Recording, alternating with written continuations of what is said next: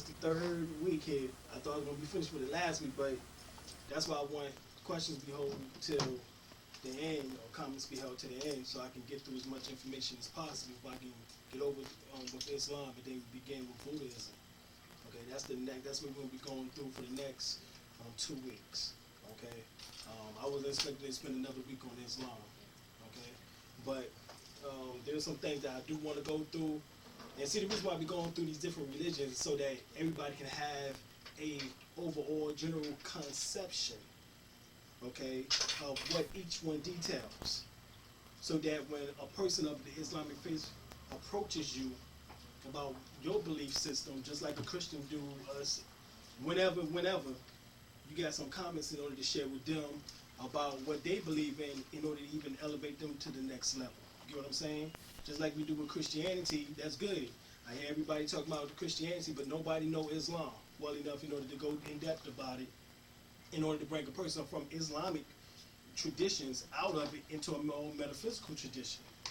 So that's basically what we're going to teach tonight, is how to do that, what to look for, the ideologies of what Muslims or Islamic beliefs are situated in, and how to refine them into a more metaphysical overstanding. Okay? So, last week, for those that was here, y'all got a chance in order to witness the breaking down of Islam, and basically, I'm told y'all that there was no Muhammad. Muhammad didn't exist, just like there was no Jesus. It was all fictional, mythical characters created by the Paisos family from our ancient traditions in Africa. And that's point blank. Now, last week, I went over some of the ways in order to prove it, but I'm going to do just a tad bit so we can go more in depth. For example, last week, we went over the fact that who knows anything about the Roman Catholic Church and the so-called Holy Mother Mary? Well, if you know that another name for the Holy Mother Mary is Fatima. Fatima happens to be the daughter of Prophet Muhammad. Now check this out. They give Fatima within Islam the same characteristics as they give the Mother Mary, the Virgin Mother Mary, the mother of Jesus, or the mother of God in the Holy Roman Catholic Church. The exact same characteristics. That means they was not actual people if they had to put characteristics to them. The characteristics that they took and put to them was in Revelation, the 12th chapter, the first verse. And this is what we're going to read.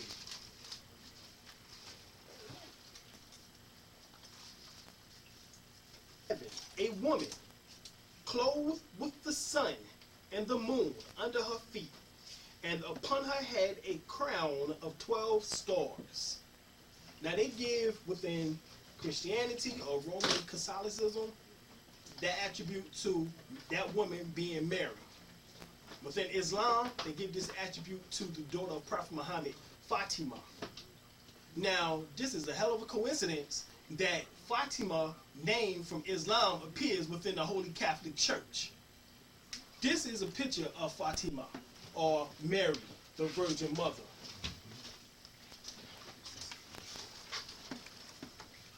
Okay, once again I'm going to read it. And there appeared a great wonder in heaven.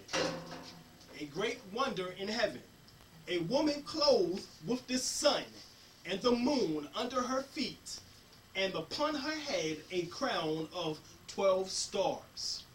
Now, we can sit here and speculate that this is a prophecy because it's in the book of Revelations, and you can do that if you want to and get fooled. This is not a prophecy.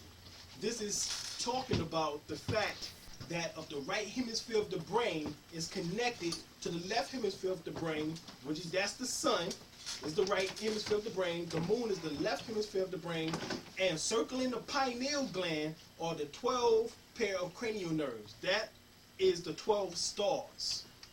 Okay? This is talking about, that's why it says a great wonder appeared, a great wonder appeared in heaven. because this is heaven within the metaphysical realm.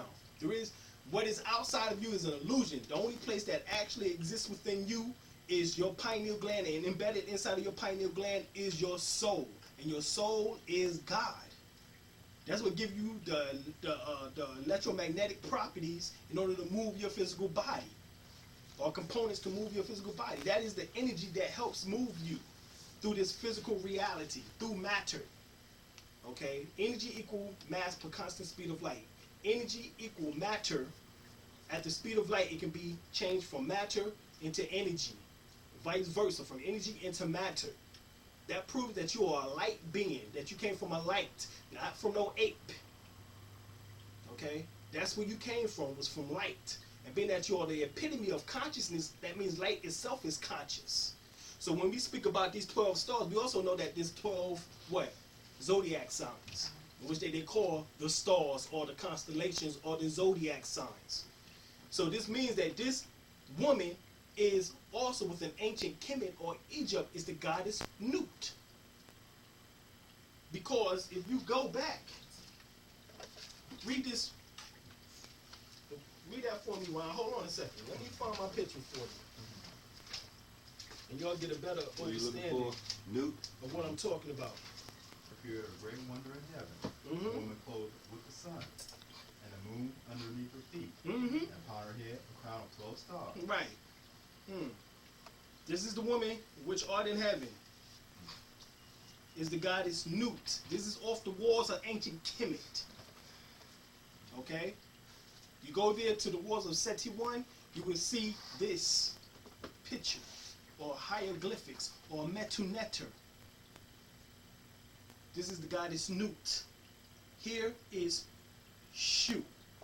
Here laying down is Geb. Here is the ram-headed deities Khnum and Amen, or Amen, which you say at the end of your prayers. Khnum, Amen.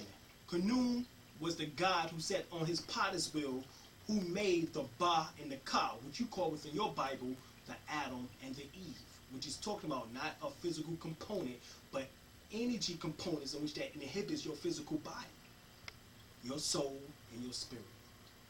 Ba means soul, Ka means spirit. And Khnum was the creator of this energy, or the mover through this energy. Okay? Because energy has to have something in which that moves it, or motivates it, or activates it. It's the god Khnum. Khnum happens to be also the same deity that the Nomos, or the Dogon tribe, speaks about.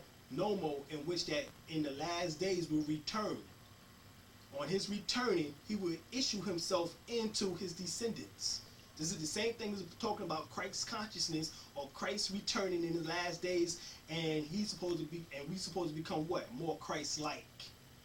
This is what it's talking about within the Bible, that God poured forth his spirit upon all manners of flesh, and old men had dreams, and young men had visions. That's what that is talking about. That pouring forth of spirit is the same concept as us entering into the age of Aquarius. The man with a pitcher of a man, which is symbolic to Aquarius, having a pitcher of water in his hand, and the water pouring out, which is symbolic to the truth, or to the energy, or to the emotions being poured forth, or spirit being poured forth into us. So as we receive this divine glory of truth, energy, there it is right there. They go, come on up here again, Geronimo. There you go. Thank you. Keep helping me out there. So for Aquarius, you see the man with the pitcher of the urn of water as he pours forth the knowledge and the energy out upon the masses. This is the age, the sign of Aquarius. This is the age of knowledge, of truth, of gods and goddesses. That's this what is now he's the pouring out of age. his urn. Right here, one of the earliest stories of the creation of the world was recorded in the literature of Kemet in a document now called the Greenfield Papyrus.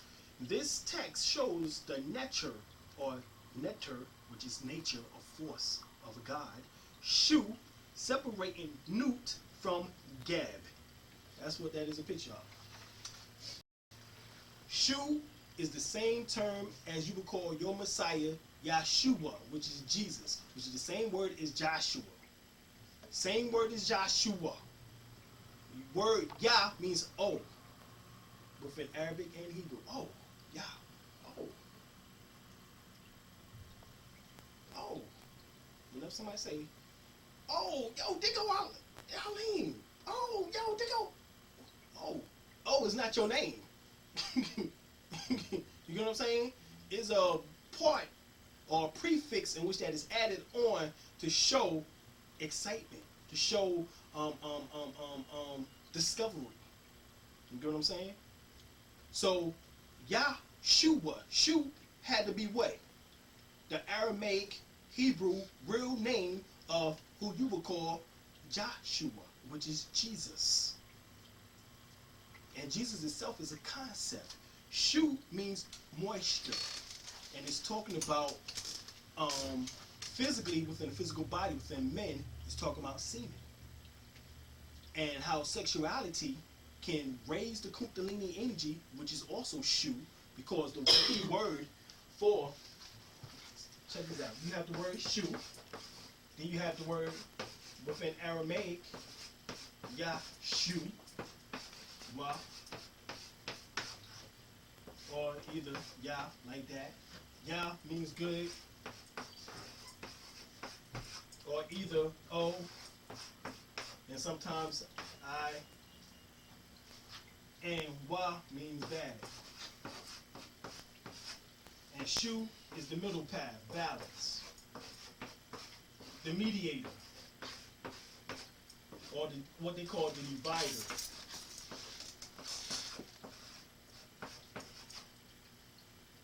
Okay?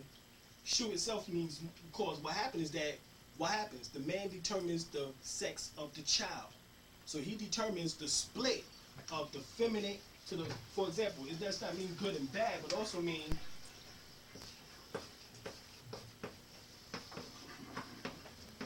feminine, masculine.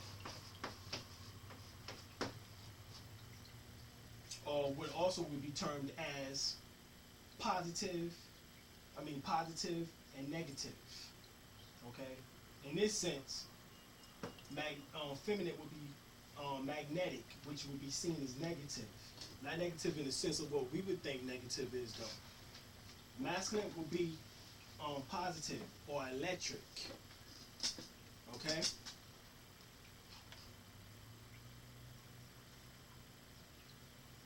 Now, so you got the word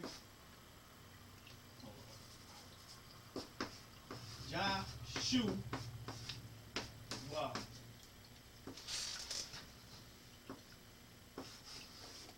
Shu, the one who took on the covenant after who? Moses in your Old Testament. Then in the New Testament, they reinvent Yahshua and make him or Jeshu, or Jesh, which becomes Jesus. And they reinvent him in the New Testament. Because the science is that these both stories arrive and is derived from, I should say, from this deity from out of ancient Kemet, Heru, which means the God of light.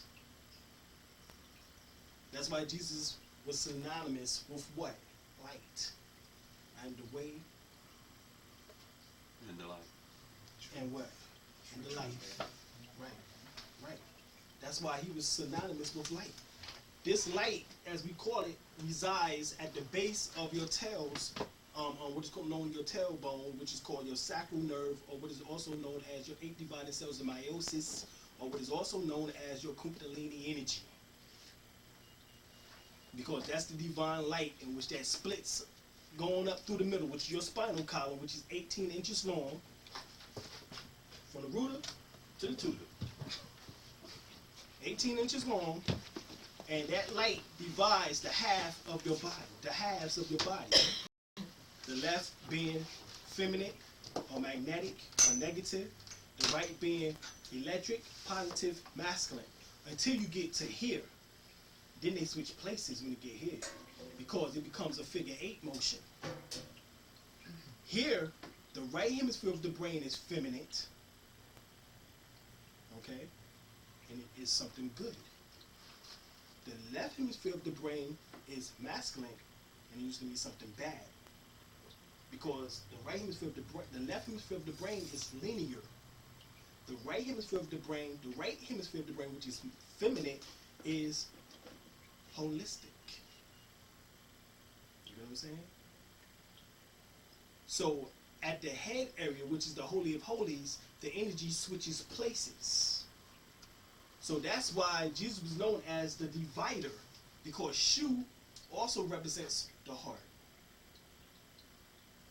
Because it's at the heart that the soul splits or emerges from out of the emotions. Okay? That's why you ever see any of the pictures of Jesus, you'll see him with, if you go back to some old pictures, you see the heart right here. And you see the throne, the crown of thorns around his heart. Who ever seen that picture? That's what it's all symbolic to. That picture comes from out of the Rosal Cross, or Rosy Cross, which is Rosicrucian's order, which happens to be the 18th, quote-unquote, step within Freemasonry. If you go to Freemasonry, there's certain steps that you have to go through, all 33 steps. The 18th step is the Rosal Cross, where you get the term Rosicrucian from. So 1 plus 8 is the number 9, and 9 represents completion. So the Rosal Cross came from out of the, the Masons took the Rosicrucian information and made it the 18th degree within their so-called ritual or ceremony. The Rosicrucian information actually is Moorish science information.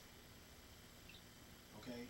Moorish science information. And that's why we're dealing with the science of life, because this is Moorish science information. It's the science of life, which is actually what we call metaphysics or esoteric teachings. The spirituality of a person was never separated from the physical body. Because you can have one without the other as long as you're in the flesh. You have to deal with both components.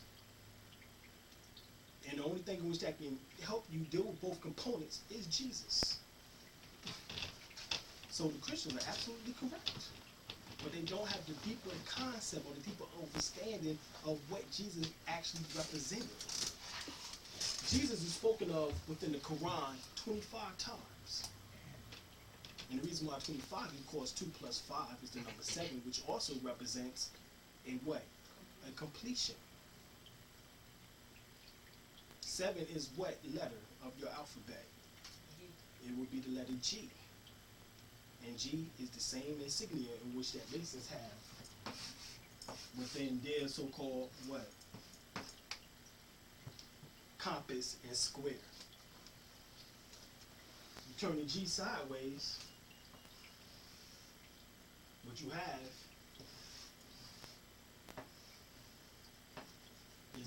is an eye.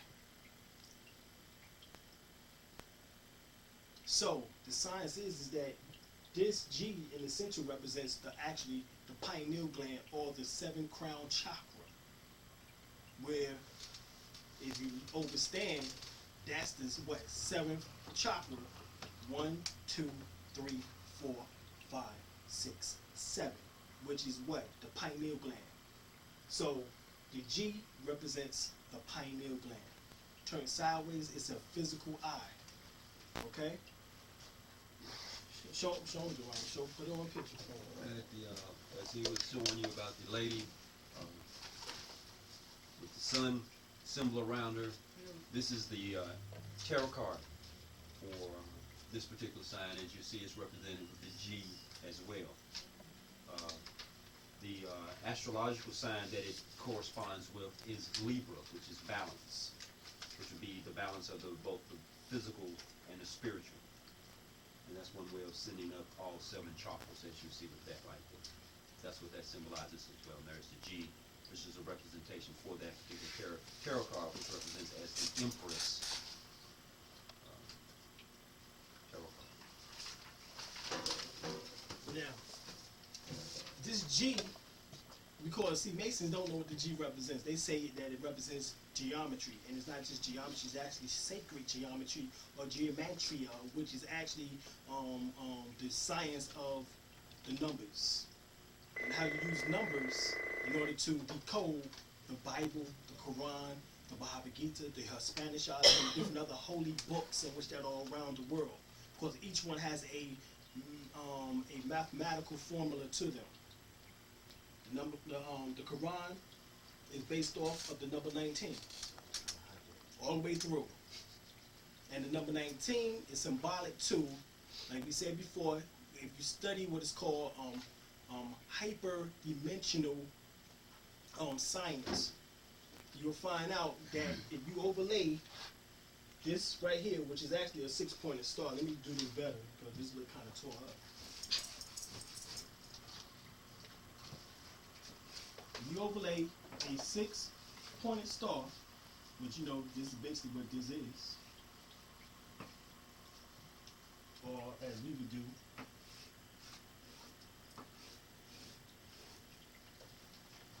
if you overlay a 6-pointed star over any planet, you will find that at 19 degrees, 0.3, 0.47, 0.5, but it's always at 19 degrees, you will see a certain influx of energy or explosion of energy coming from out of each planet.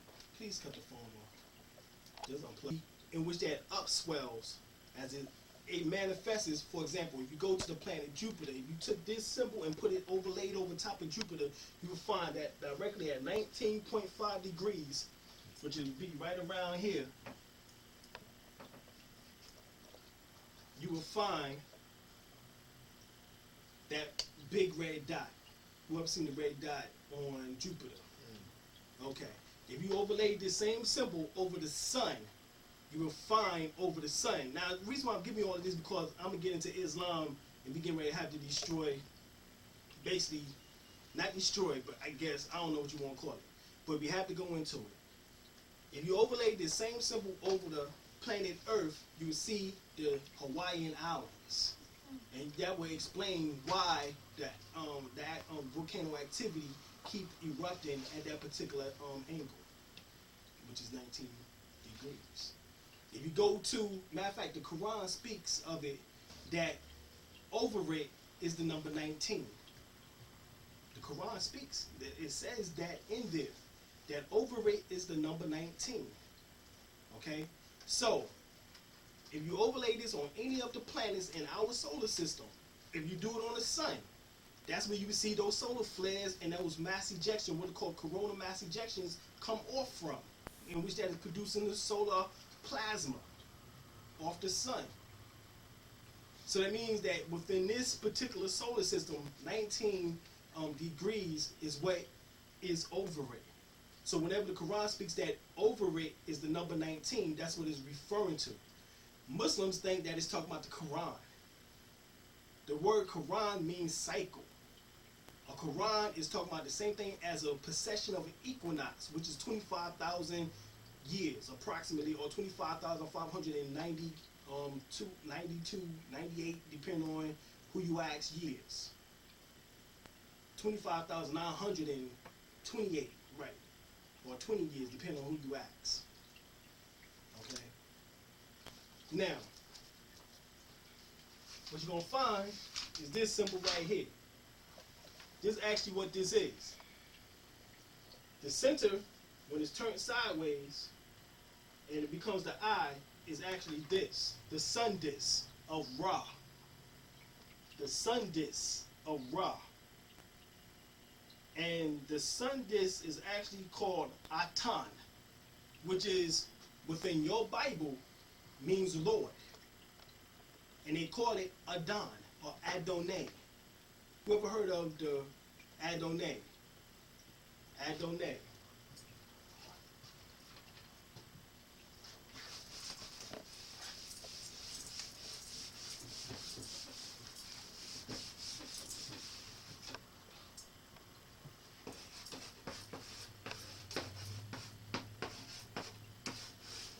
Adon is the same thing as out of ancient Kemet during the time of Akhenaten. He unified all of the so-called the forces of nature together in order to become or comprise one word. This one word was Atan, in which that the Hebrews, or which was nothing more than you got to understand is that Hebrew was the language in which that the ancient Egyptians spoke.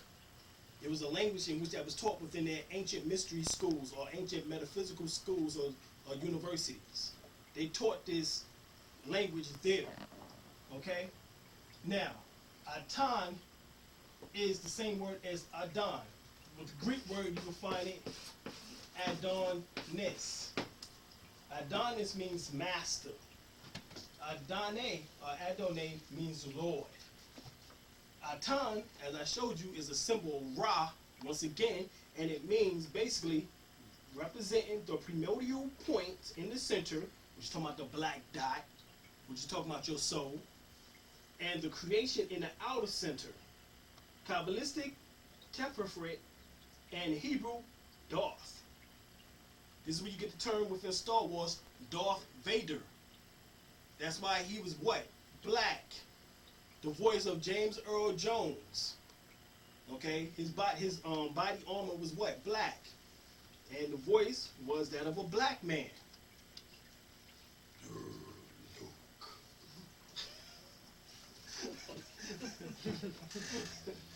So that's representing the atom, right?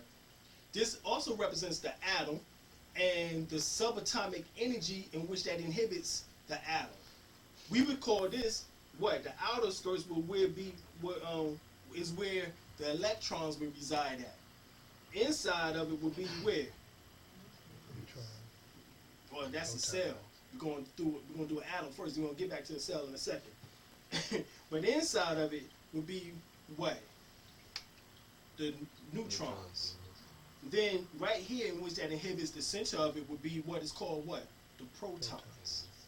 And then the outskirts in which that is around it would be what's called photon or light.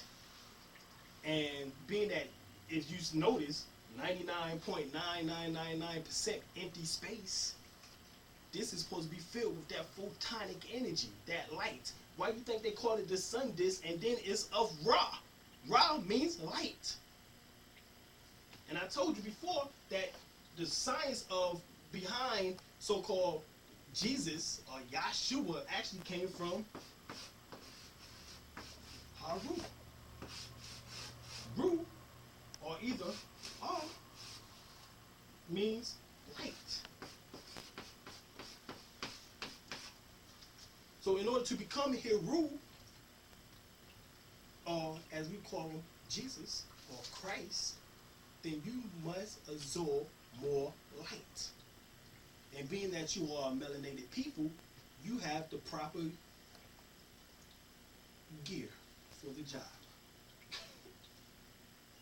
You are the best absorber, conductor, and transformer of all 7 frequencies of energy, coming from electro power energy or television, radio wave frequency, on down to a microwave, to visible light spectrum, to UV rays or ultraviolet light spectrum, down to gamma rays, as well as the last one, cosmic rays. Would that correspond to the 7 planetaries? Of course.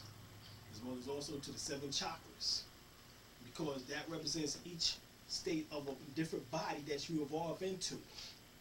If we are right now at the lowest body point, okay, that means that we have 7 more to evolve into. So even that means that you have the ability, in order, for example, that means if before you can graduate to the next level, you must first conquer the level in which that you're on. So that means before you can get from the physical plane, you have to master the physical so that you can go to the astral. And then master the astral while you're there in order to go to, in other words, it's a continuous journey. Now, if you don't master it, the physical, then you come back to the physical in order to do it over again. If you don't master the astral, then you continue staying there and you do it over again. You get what I'm saying? So that means that your journey in becoming God never stops. It's an ever-ending story.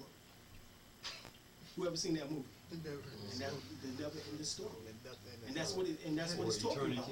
Or eternity. Right, or what we call everlasting or eternal. And that's why the scriptures speak of hell being eternal. Because if you don't get it right, you're going to be eternally damnated to a particular level of existence.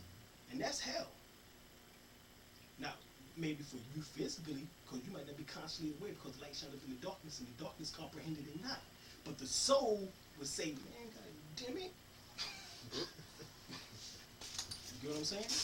But you get me back in this damn condition again. Why can't you just learn from your errors and let's move on?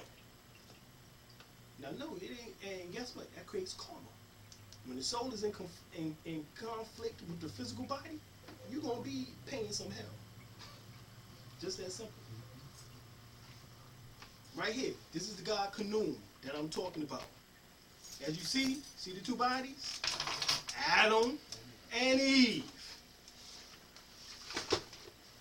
And that was taken off of what? Off the walls of Seti 1.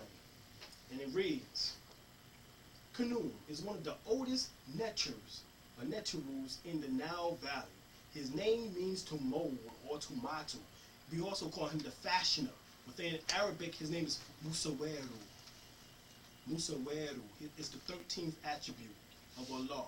Musaweru, which means the fashioner. Okay? Musa. Musa. Yeah, Musaweru. We'll get back to, remember, Musa, or who is Moses, was made a god unto the Pharaoh. He is often portrayed sitting on a potter's table, and before him stands the Ba and the Ka, your Adam and your Eve, of the human being whom he has just fashioned from what? Clay. But this is not regular clay as we thinking from the dust of the ground, which that forms your physical body. It's the shell that encases the Ba and the Ka. Within each level, because you have 7 bodies. The Ba being the highest, and the spirit is your astral body. This story surfaces thousands of years later in Genesis, when we witness God molding Adam from clay. The word Adam means made from the earth. And you said that was found on the temple wall? Thousands. Seti the first? Seti the one. Right. Seti the first. Right. Which he said. Yeah. The God said. Right. Which would have been around the era of 28,000 BC. Right. That's when it was written on it. Right, that's when it was written in. Right. We don't know how long the story actually exists. Obviously, the story has to go back to almost 10,500 BC, which would be equivalent to 12,500 years ago. Because that's when the pyramids were actually formed. As well, some say that the Sphinx is even older than the pyramids. That the Sphinx date back to over 90,000 years ago. Wow. So we dealing with science in which that these Europeans went over. Remember, if you notice, within the last 100 years, all this technology just came about. How do you think they got it? Before they went into Africa, they didn't have this information. It wasn't until after they went into Egypt, Africa, Kemet, that they got the information for how to build what? Planes or jets, helicopters, because I can show you a picture of all of those things, hieroglyphics or metanetta, is there on the temple walls. In the temple of Seti 1, as well as also in the temple of Kumaobo, which is the temple of Sebek. There is pictures of helicopters, pictures of aircrafts, space shuttles, or what we would call space shuttles, what we call submarines, what we call the hovercrafts, in which that come from out of Star Wars. All these things are right there on the temple walls in Egypt. They had this information over 10,500 BC, 12,500 years ago. This is nothing new under the sun. The white man simply plagiarized the drawings, and he put them on paper, sketched out, got the material in order to try to fashion it as close to possible as he could to the ancient Egyptians' technology. As you see, that's what he ever does.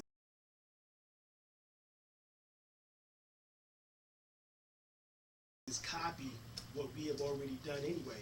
I mean, think about it. We've been on this planet for over 24 million years, and he just came here 6,000 years ago. Who else would he copy? He don't know jack. But compare 6,000 years to 24 million. He don't know nothing, do he? He don't know nothing. He's a latecomer. So that means that he had to get all his information from those that's been here the longest time, and that's black folks. Okay? And if you go all over the planet, and as he tried to deny, but then he slips up and have to tell the truth, we built all the pyramids. The ones you go over to China, you find that they was done by the Shang-Li dynasty, and Li means black. So you can't get away from it. Because every time they try, it shows up regardless. So this is just some of the things that we have to go over and go through. Now, the same thing goes with this religion that they call Islam. Same thing as with Christianity. It was made up off our mythos and off of the information in which that came from out of ancient Kemet. Also, Islam was too. There was no person by the name of Muhammad. Matter of fact, if we went over last week, the word Muhammad actually comes from the word Ma'at. Mu, which means water. Ham means black, which is Cam.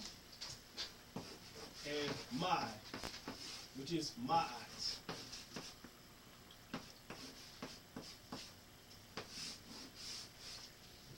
Mu is the abbreviation for Musa, which is Moses, which means to be drawn forth from water. Mu means water. Ham means black. Ma'at means guide or justice or truth or reciprocity or balance or peace or order. She got 7 attributes. Now, let's put this together. The name Muhammad. Within Islam, Mu means one. So one drawn forth from the water of blackness. To lead towards what? Justice, truth, balance, harmony, reciprocity. Now, Muslims would tell you that Muhammad is the same as the comforter within your Holy Bible. For example, let's go to the book of John. In the book of John, now of course the book of John was not written by John, it was written by Arius Paisos. Okay, I'm going to give you the names of the ones who did the 4 Gospels. Arius Paisos and Philly. Okay? But you got to understand that they took this from off the walls of ancient Kemet. So that means that there's still valuable information in here because they took it from our information. So see, that's what I'm saying. They can't get away. See, the truth can never get away from us if you look for it. It can get away from them because they keep making up lie after lie. They have the people that believe it in, they perpetuate myths. But we don't never have to get away from our information as long as we go back to our Afrocentric spirituality base, religion or culture.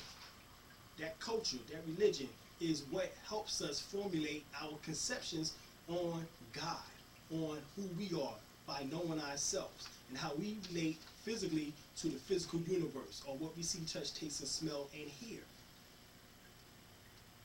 Okay? Right here.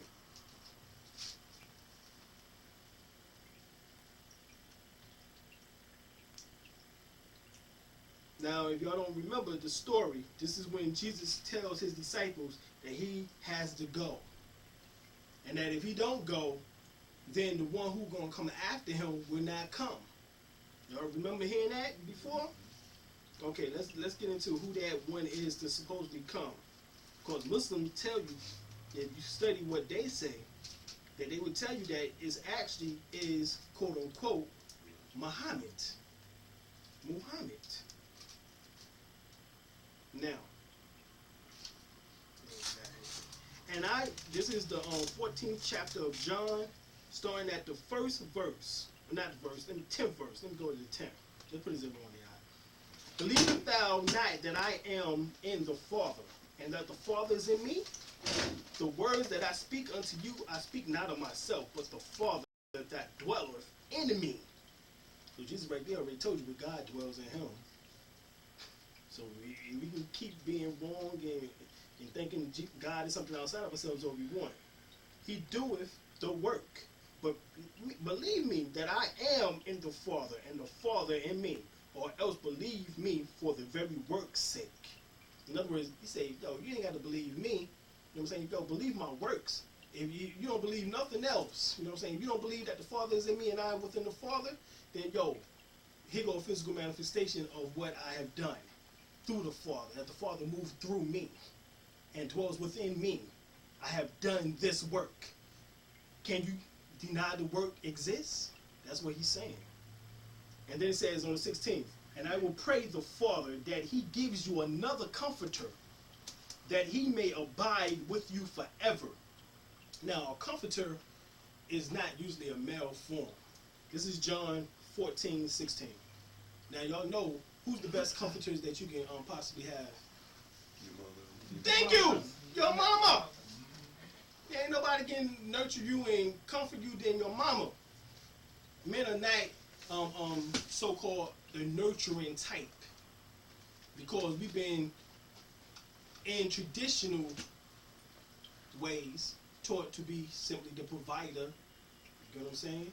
So the role of nurturing and comforting always came from the mother aspect.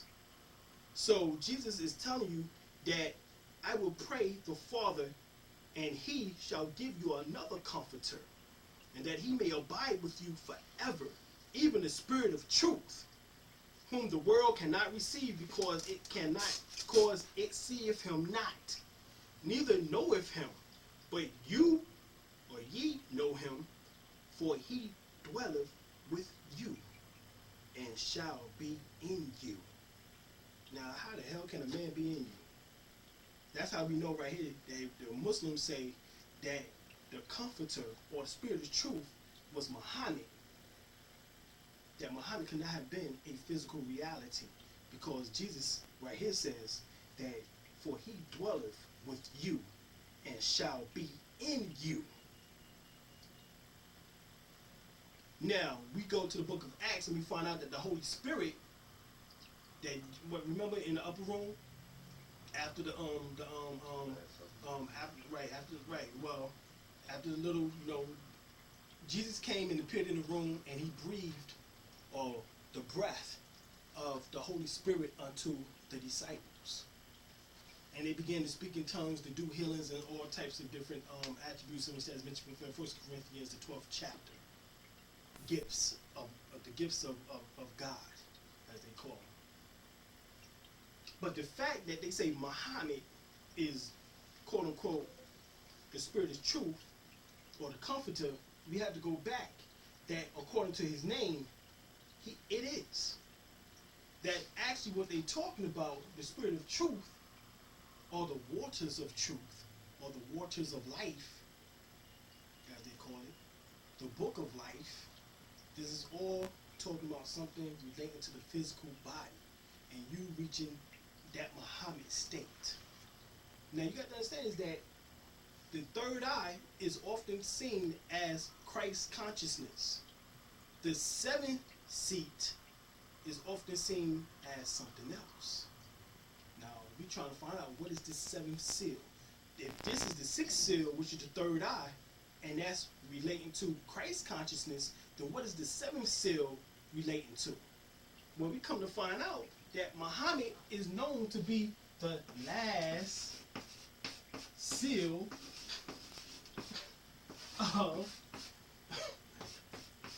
the prophets. That's what Muslims call Muhammad. The last seal of the prophets. Now, the funny thing is that when we think of seals, let's go to Revelation real quick.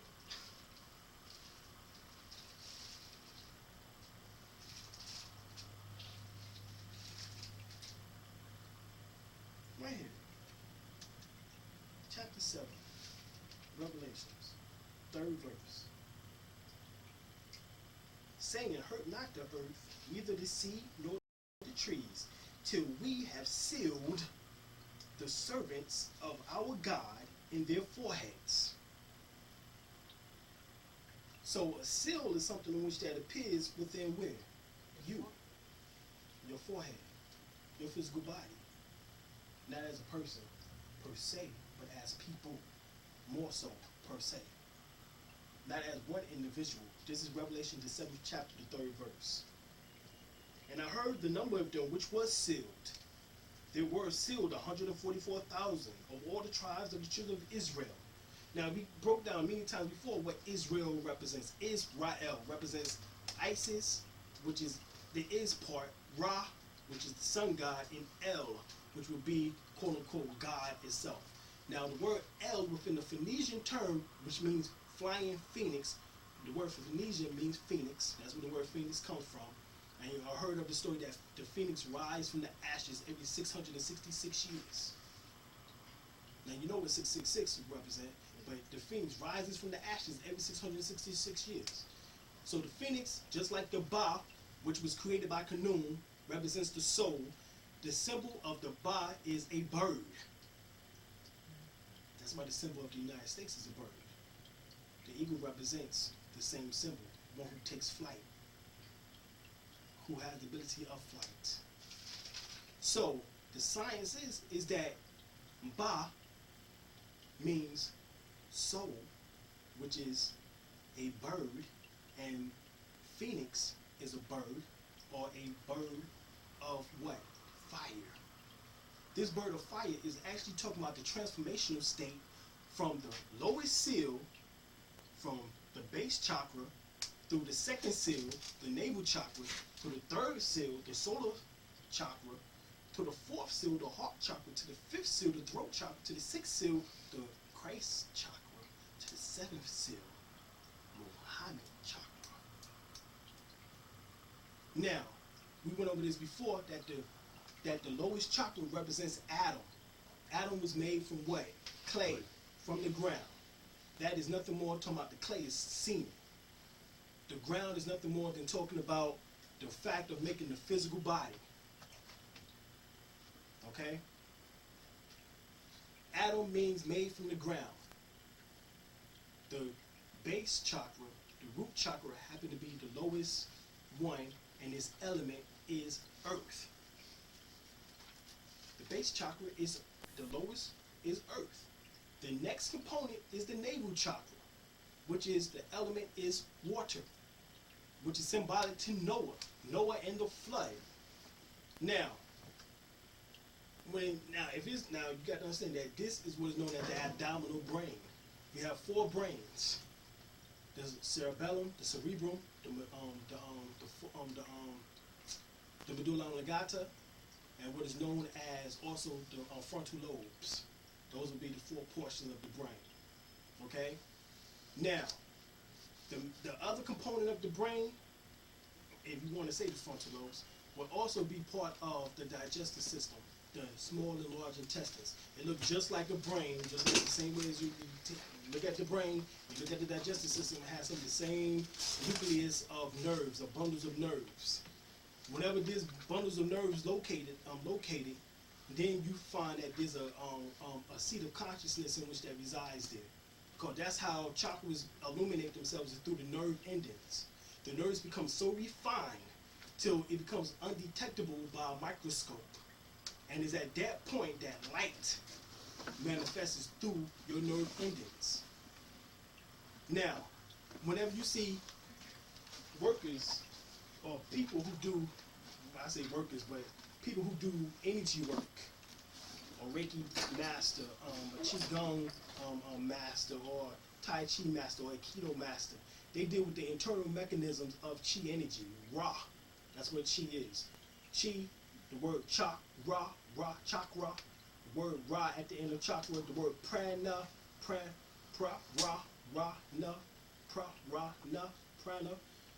That energy goes here. Whenever you see a Tai Chi master, they'll gather energy and put it here. They're always gathering the energy and putting it right here. This is what is called your lower dantian. D-A-N-T-E, T-I-N-E, T-I-E-N, excuse me. What is called your lower dantian. It is here that energy is put for reserve. You reserve your energy here. The more energy that you have reserved here, the better you'll feel. The more alive you'll be. You know what I'm saying? So the ancients knew all of this information.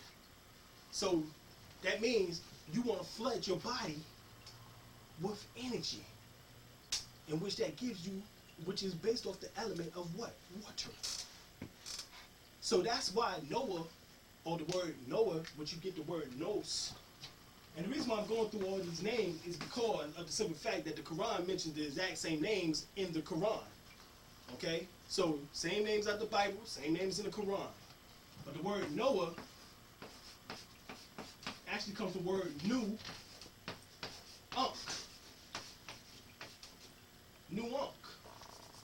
The word Noah is Hebrew name, means nu, unk. Nu-unk, Noah. Nu-unk. The word nu means the mother of the primordial substance. Which is talking about going back into the triple stage darkness, the void, the nothingness. And out of that void, the nothingness, or dark waters, remember the cartoon Dark Water? That's what it was talking about, the nu, the aspect of nu. Out of that dark water comes forth life. Unk means life. So nu-unk means life. The word Noah means life. Why you think he had all the damn animals on the boat? Because he was saving what? Life. Not an actual person, but symbolic to you being an actual person. To a mechanism of an actual person. To a process of an actual person. To a conception of an actual person. So you're Noah. Your navel chakra is Noah. It knows how to live. It knows how to survive. By you gathering more energy or flooding this chakra with light, the flood of Ra. Why you think? Go back to ancient Kemet and you'll see the only person in ancient Kemet who had a boat was Ra. It's called the boat of Ra. The reason why, because Noah was symbolic to Ra, which is energy, light, life. Same science. The word nous within Latin means mind. Nous means mind. Each of your 7 chakras has a consciousness, and consciousness means it has a mind of its own, a particular identity. The lowest chakra is interpersonal consciousness. The navel chakra is intrapersonal consciousness. It means that it has the ability to interact with the things in its surrounding. That's why Noah was able to get all of the animals upon that boat, which was actually the boat of Ra. And he had what? An ark. The ark is nothing more. That is what's called an ark, which is a half circle. And this half circle is actually symbolic for nothing more. As we said the other night at the lecture, is the zodiac sign. The zodiac sign means, the word zodiac means the circle of animals. The word zodiac means circle of animals. The word zodi or zoe, means animal. Zoology. Zoology means the study of animals. This is the study of your beastly nature, your lower nature. This is the study of it, astrology. That's why you get above your lower nature, which is above astrology, so that means that you can go beyond the bounds and the limits of limited or karmic influences.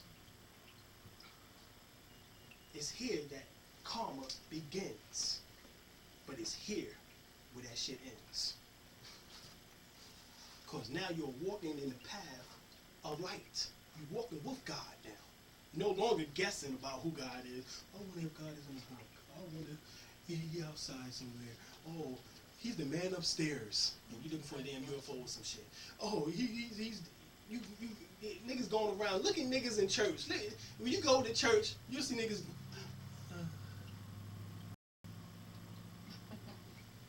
looking up outside of themselves instead of looking up inside of themselves. You want to know where God is? God is here. God is consciousness, supreme consciousness. That's it.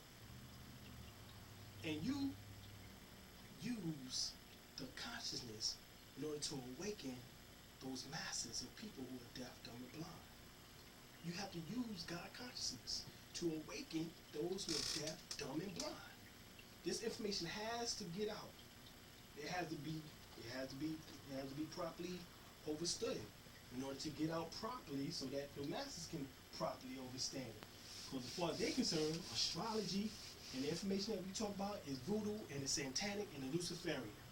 They think it's something evil because it contradicts what they was taught as children. But actually, it's not contradicting anything. Only thing that we're doing is explaining the origin of where your concepts come from. You got to understand what you're reading. You're reading a book in which that you have no idea on its origin. You're just saying King James Version and blah, blah, blah. And you thinking that it's Genesis and it's Revelations. And you going through the book and reading it as if it took place. Literally. King James just commissioned the writing of that book. He did not write the book per se himself, did he? No, nobody wrote the book per se because the book was copied from off the wall by Arius, and that's what I'm talking about. He traveled. Arius is your Apollonius. The person who they call Apollonius. Okay, now I'm getting to that right cool. But let me finish through the seals first and I get to Apollonius. Let me just write it up here for you. Remember to go into it.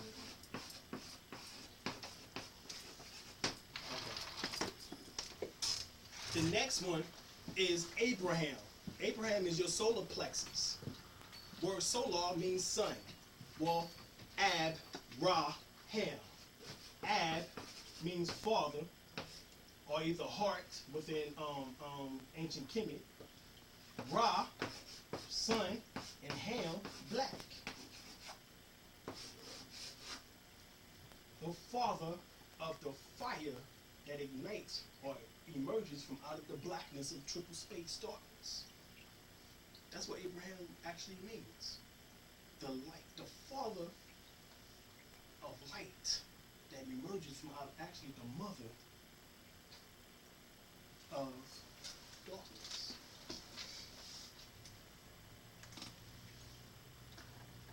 Okay?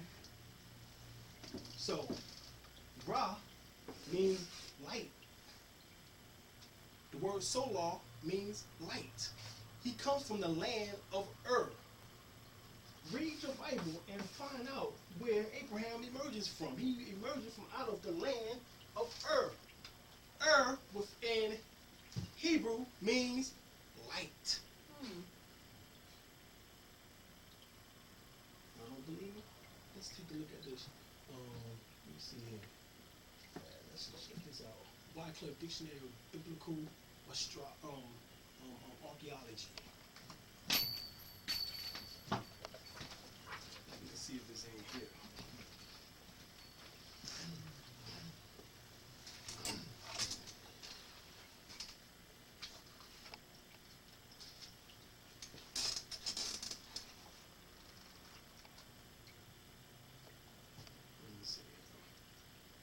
It said, this is what it said, although there are several cities which have used the same root form, it says that, let me see here. Got Abraham at.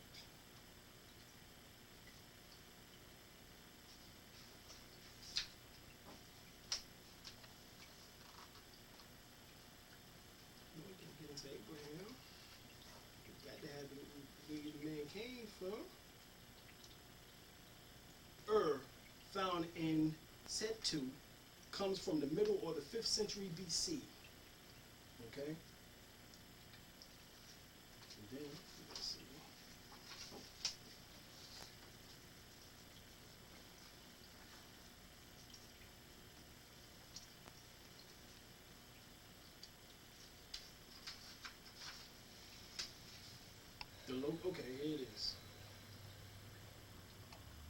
The terminology used in Hebrew of the above passage, let me read the above passage.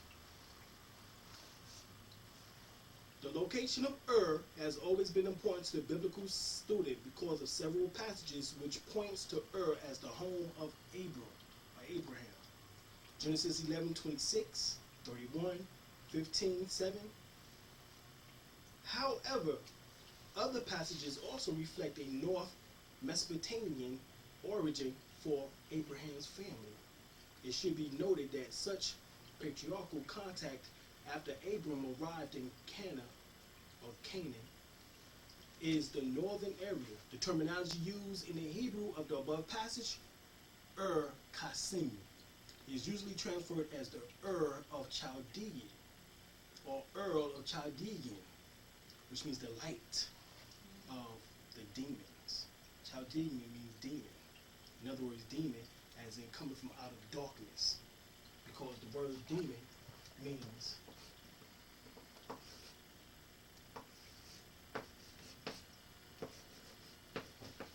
in its actual form, the word demon comes from the word team, which is another form of atum or atim. And on means sun. So atum would be atim on.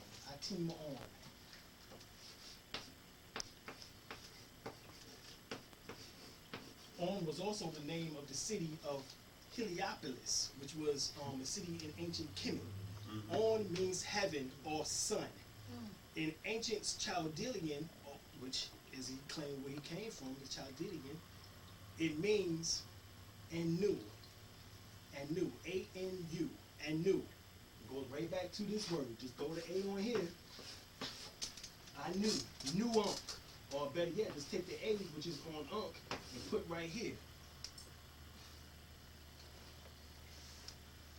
So once again, it goes right back to the same thing as the light is light. Life is light. Okay.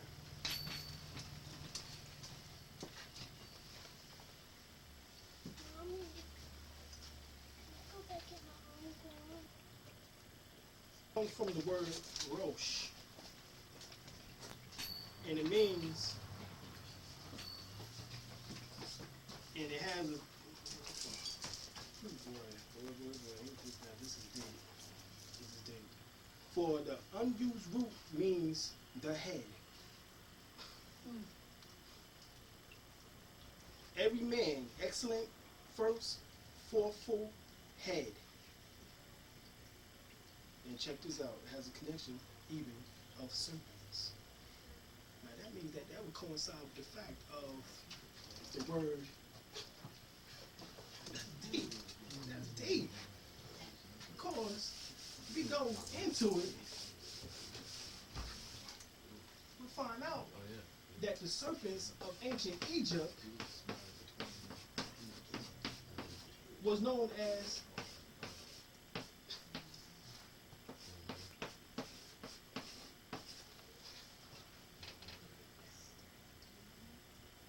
what?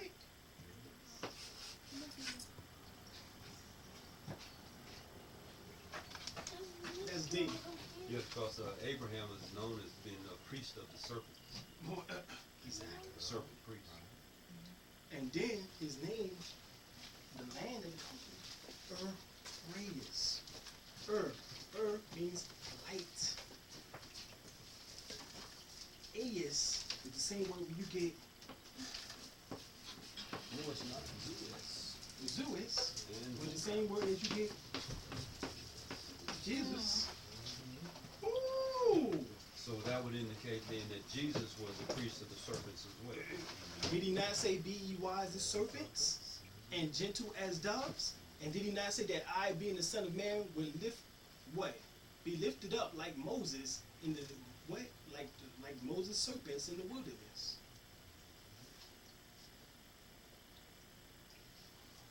Now check this out. Let's continue on. That's why I say there's power in the name of Jesus. just don't know what you're calling on. Sounds like you're calling on the serpent. That's what you're calling on. The Christ snakes, which is talking about the Ida and the Pingala. Pingala.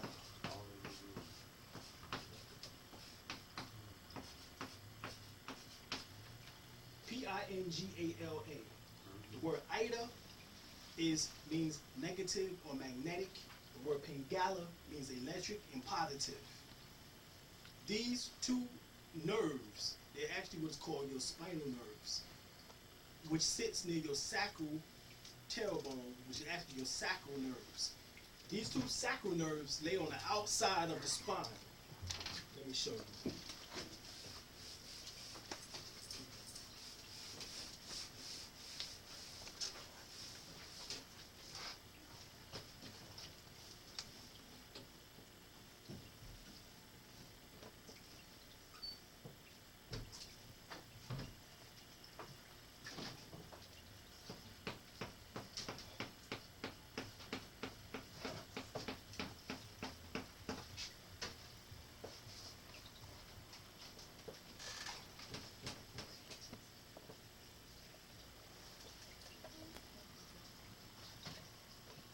This is your brain up top here. I don't know if y'all can see it really well.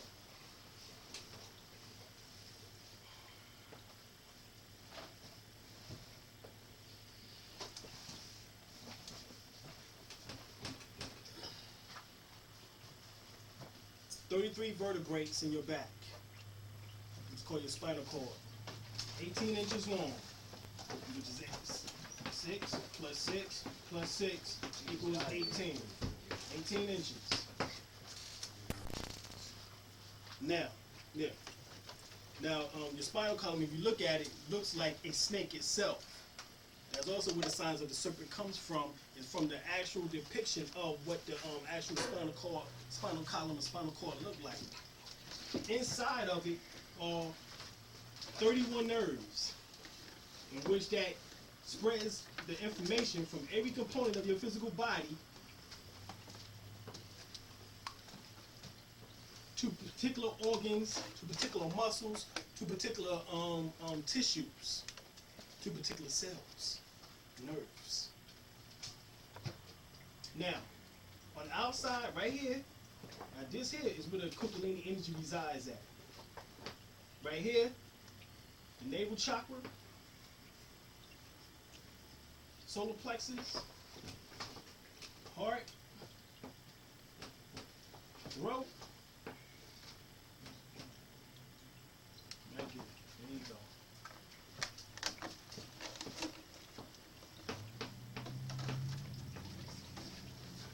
Now, the heart chakra is David. The word David within Hebrew means beloved. Beloved. Beloved.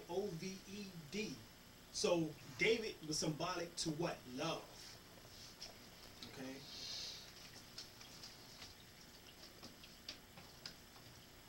The throat chakra is Moses. Moses. Why? Because Moses had a speech impediment. He had a problem with speaking, with communicating. Once he learned how to master that, he became a god unto who? Pharaoh. Until that time, Aaron had to do the speaking for him. The word Aaron is the same word, once again, R and on. R means light, and once again, the same thing we just went through is on, means sun, or heaven.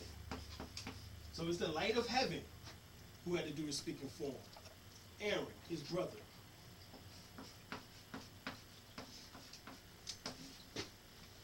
In other words, this had to do the speaking for him until he was able to move the energy from here to here.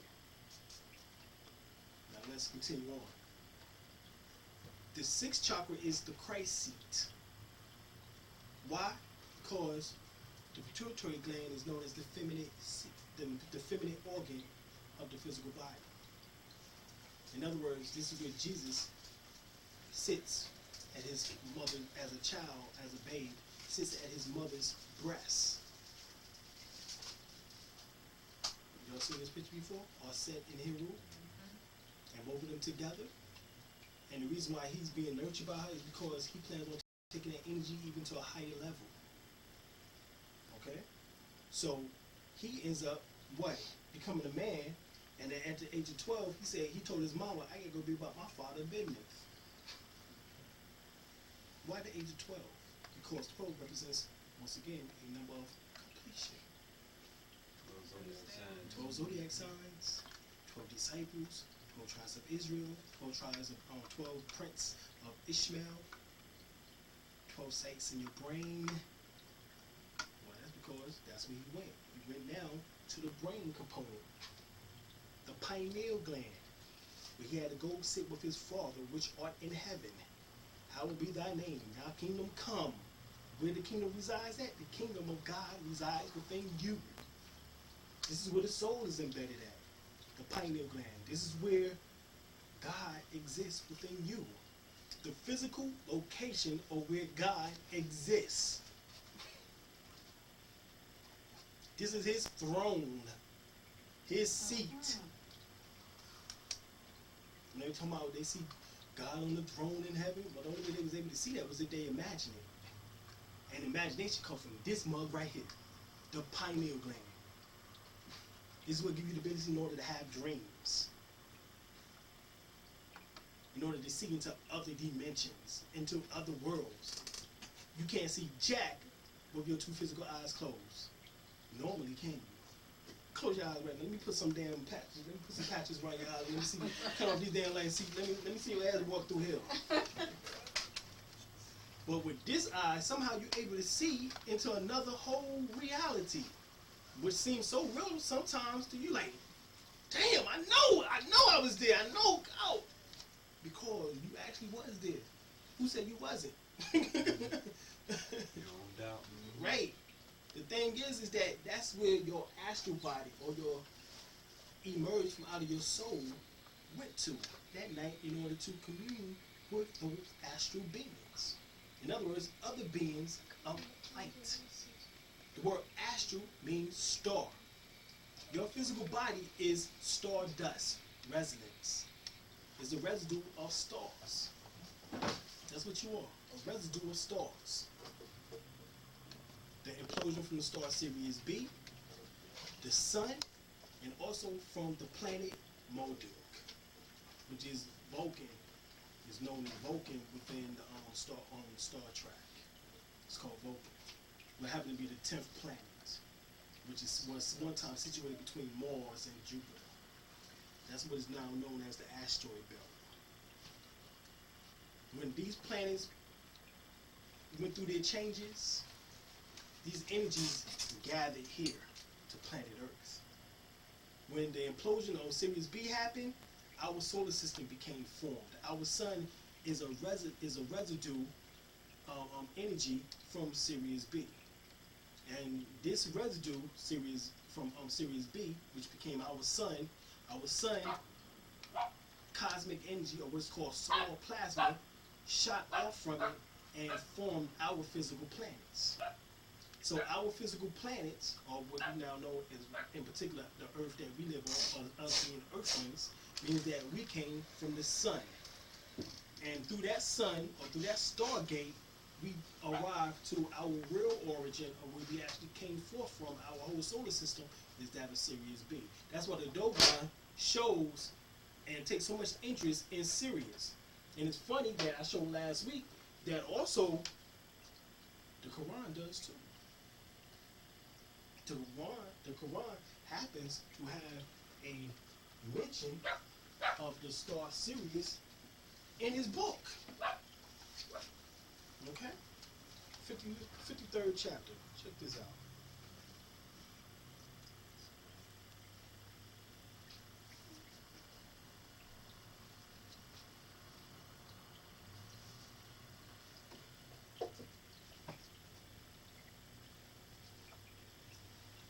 Right here.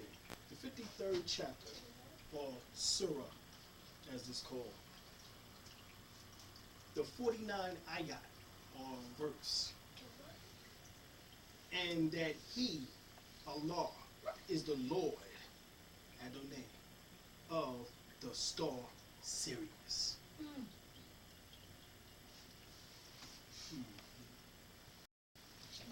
The Muslims don't understand this book that they have themselves, just like Christians don't understand the Bible. They pretend like they do. Muslims pretend like they understand the Quran more than Christians understand the Bible, and they don't. Majority of the converts, black converts into Sunni Islam or Orthodox Islam, can't speak a lick of Arabic. That means they can't translate themselves what the actual words supposed to be in the Quran. They would tell you, for example, I'll give you another example of this right quick. They would tell you, for example, there's two words in which that they begin off saying that is the name of Allah. There's two words. The book of names includes the 99 names of Allah. Check this out. The first word, or the first name that he is called.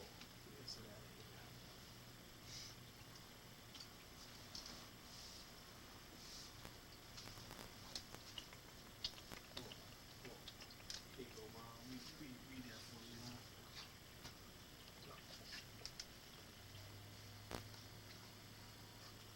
First two. Hold on.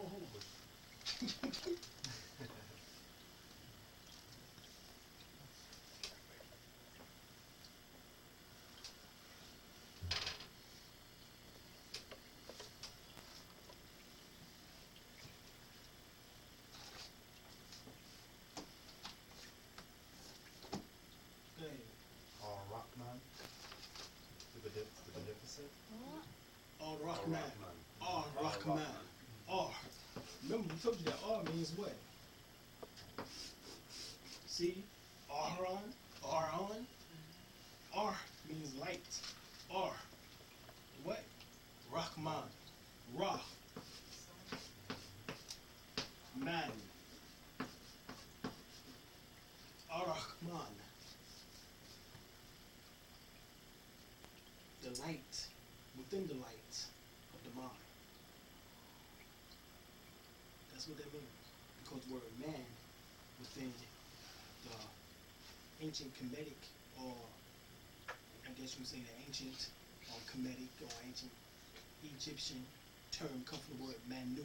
Manu was one of the so-called quote-unquote priests who told the Greeks that they was children, that they can never possibly understand the in-depth metaphysical teachings of the ancient Kemites.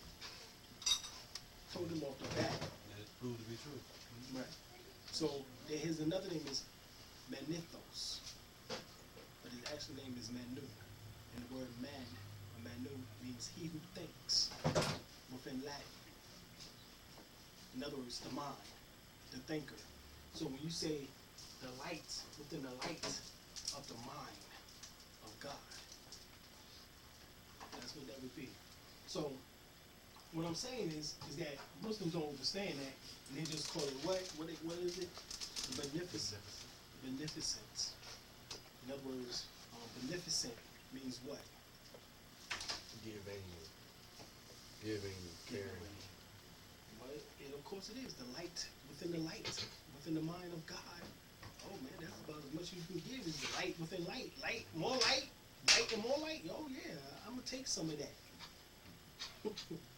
But the fact that they say El Rahman or El Rahim, El Rahman, check this out.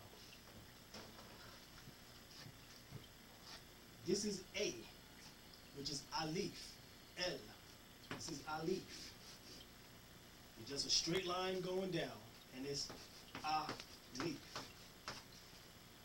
Alif. A-L-I-F. That's the alphabet. Alif. So that's an A. This here is supposed to be a R. L, which is a lamb first. Lamb. Lamb is L.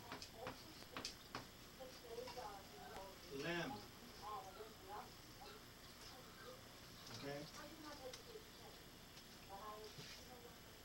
Okay? Do we have it? No, we don't have it up in there. So that's Al, right? Al means what? God. But we they got the L replaced with a what? Or R. This is a sun. These are sun letters. They made it into Ra, into the sun. Now check this out. That is Ra. And Ra is R-A-A. Or R-A. Ra.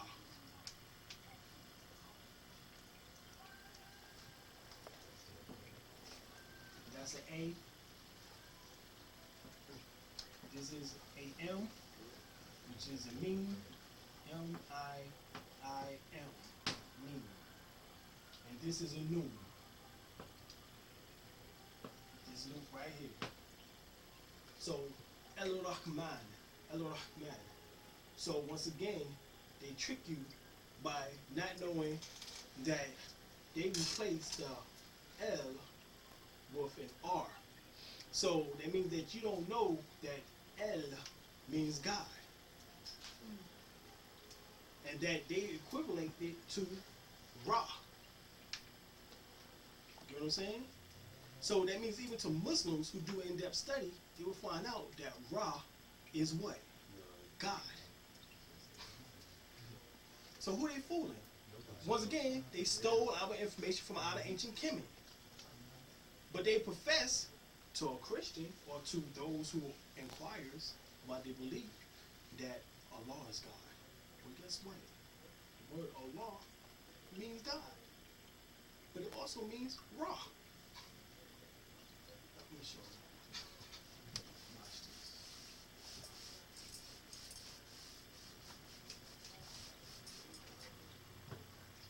This is Allah.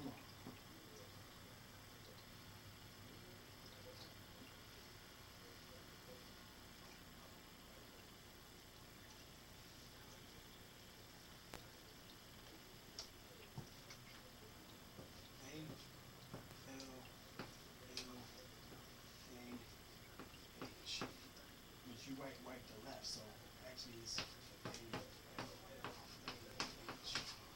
hold on. What you want to see is that this.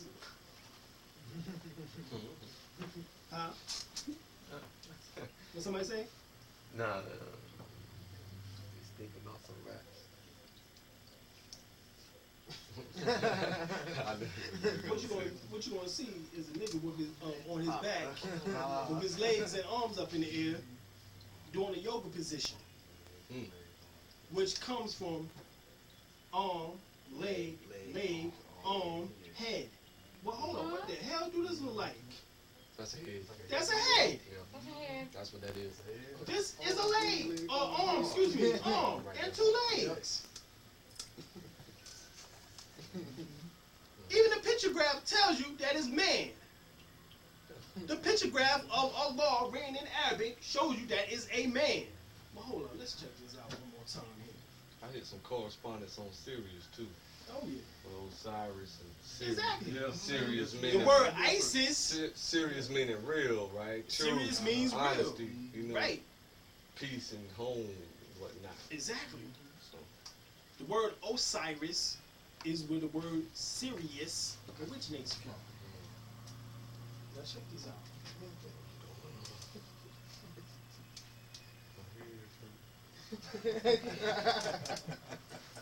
Check this out. It's how. Within Arabic, the equivalent word of Allah within Hebrew would be Yahweh, or who is known as Yahuwah or Yahweh. Now check this out. Let me do a little bit bigger so y'all can see. what Sirius do? Look at that. Look at that. Now y'all gonna keep this Allah. Now watch this shit. This is what you're doing, right? This is what you're doing, right? This is what you're doing, right? This is the body of man. Check this out. This symbol right here is fire, which is symbolic to fire. That's why you actually what this is a flame. And it's talking about your head. Your head is the flame, the holy of holies. The reason why your flame is the head, because when the Kundalini energy rises up and it shoots to the head, you gain a glow around it. which looks like fire, a golden light. Please pass me that picture. With this right here. Right, that's a flame. You see that flame at the top of the head? You see complete illumination. You see complete illumination is a light at the top of your head. That's why we're dealing with for right now out of this whole Hebrew and Arabic What thing. is that drawing? Is that a word? Yeah, Yeah, it's a I'm word. getting ready to break it down. It's a Getting word. ready to break. It's a word. Oh. Now check this out. You see this light? This is the fire which that illuminates from out of the top of the head. True. You see how wide this illumination is as compared to the chakras in which that is inside of the body? Because this is supreme illumination. Is when this energy or life force or Kundalini energy raises to the head area and illuminates you. This is what is meant by the rubbing of Atlantis, of Aladdin's lamp. And what comes out of it? A genie, or better yet, genius. You become a genius when the light of the lamp is lit. By you massaging your brain, by working out things, by actually becoming awoken and conscious, you illuminate this so-called vessel. So, Yod is the number 5. This is what is called He or He. This here is what is known now. If you notice, this here, keep your eyes on this here now. Head, arms, right? Legs. See? I'm just gonna keep your eyes on that right there, and we're gonna see the science of Allah and the science of the Hebrew terminology here. This here is a wah, or a va, as they call it. Sometimes you'll see it as a va. That's some Jewish shit because they couldn't pronounce the W, so they said va, which is German. Okay, just like Bugs Bunny could never say the R word. He always say rascally rabbit. Slowly.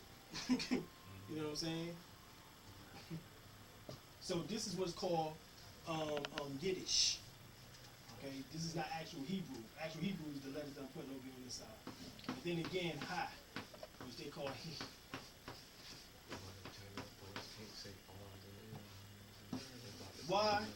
YHWH. Now, what they did was add the A's to that. So you get YAHAWAH.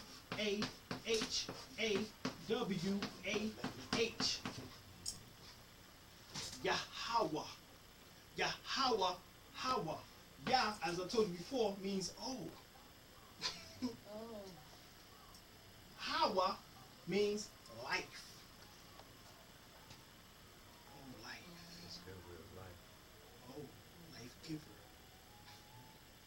But only you can give life if you're on your back.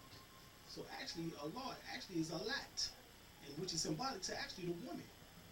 And this symbol is actually the symbol to the woman bestowing life or giving birth.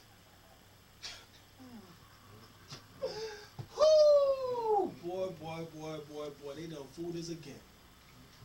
Allah is the ancient quote-unquote Arabian deity or goddess, or the supreme goddess during that time period, because the Arabs used to worship the goddess. It was a matriarchal society before so-called Prophet Muhammad came in, which was actually an imaginary character, which that the Catholic Church by the Pisces family made up, came in and changed a lot from a feminine aspect to Allah, a masculine aspect.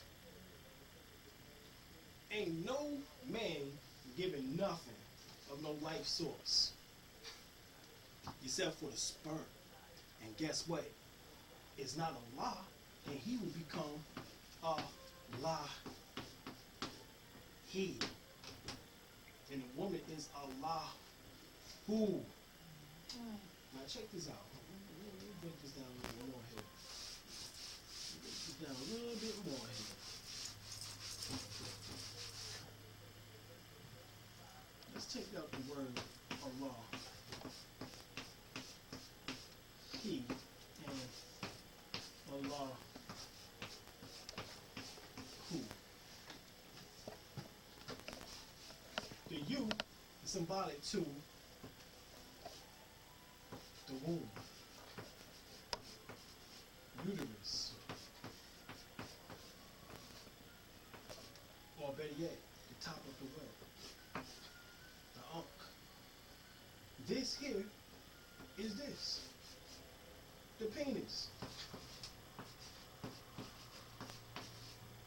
You see that eye? What you think that is? The semen. We've just seen that simple act. See what it look like. There it is again. What was it? It's the wrong one. The dis, the sun dis of Ra. And Ra.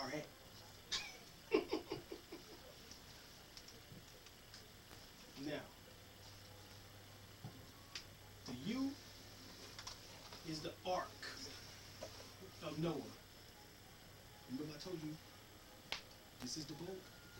Don't you carry around the seed of the child as it goes through its metamorphosis from an animalistic state into a humanoid state?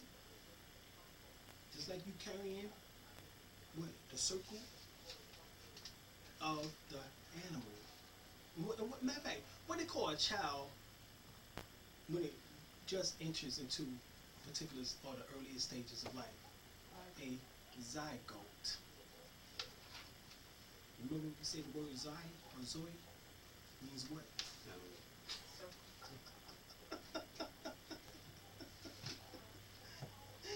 So the womb is the ark of life, the new ark, Noah. The woman is Noah. Check this out. Let's continue on. This turned out right, and this going in. There you go.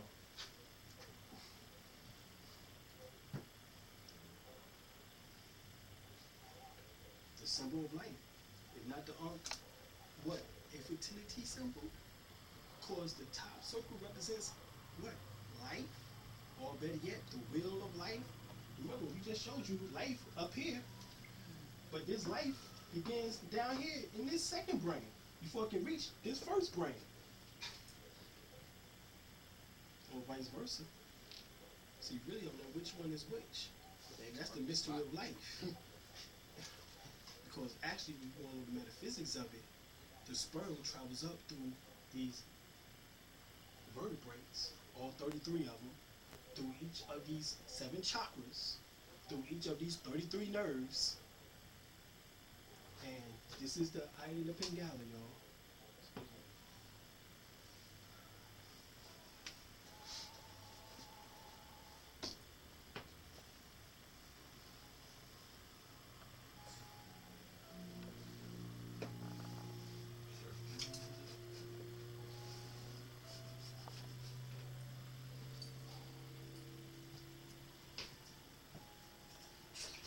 What's called the spinal nerves, or what's also known as the sacral nerves.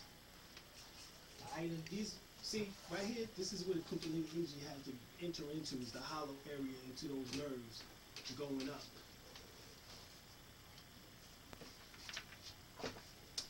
Everybody done seen the medical symbol? The caduceus. So what's the pin in the middle, in the center? Jesus. Or the medical, Spinal cord, like. or the medical center? This here? The medical center symbol where it has a pin or something? Yeah. Doesn't it have Yeah, a the ball. I'm talking about the ball. That's the pineal gland. Yes, what? That's the pineal gland. On this book right here is what It's known as the master gland of your physical body. It controls all of your organs. This small gland, this gland is usually about the size of a That's a needle. grain of rice within white folks. And within black folks, it's about the size of a grain of corn, or either, and its shape is that of a pine cone. That's where they get the term pine nail from. That is the shape of a pine cone. Okay, and it's a triangular shape. It looks something like the head, actually, of the penis. And what happened is that this head has to become engulfed with blood in order to become erect. Because this is the Lord's penis of Osiris. So, but Ah, that's why they couldn't find him. I don't know if y'all understand this. Yeah, see, right? See? The caduceus. See it? Come up. This here, this pole here represents the spinal column. This ball here represents the pineal gland. And where the serpents meet and become illuminated at the third eye region. You see it? the wings. Okay, expansion of the mind. That's what these wings represents. The expansion of the mind. The mind is the cerebrum and the cerebellum. Both of those terms, cerebrum and cerebellum, comes from the word cherubim within Hebrew. And the word and seraphim. Huh? Right, they go to third eye. Everybody done seen the Indians who come from India with the little dot in the center of the head, red, black. That represents the illumination.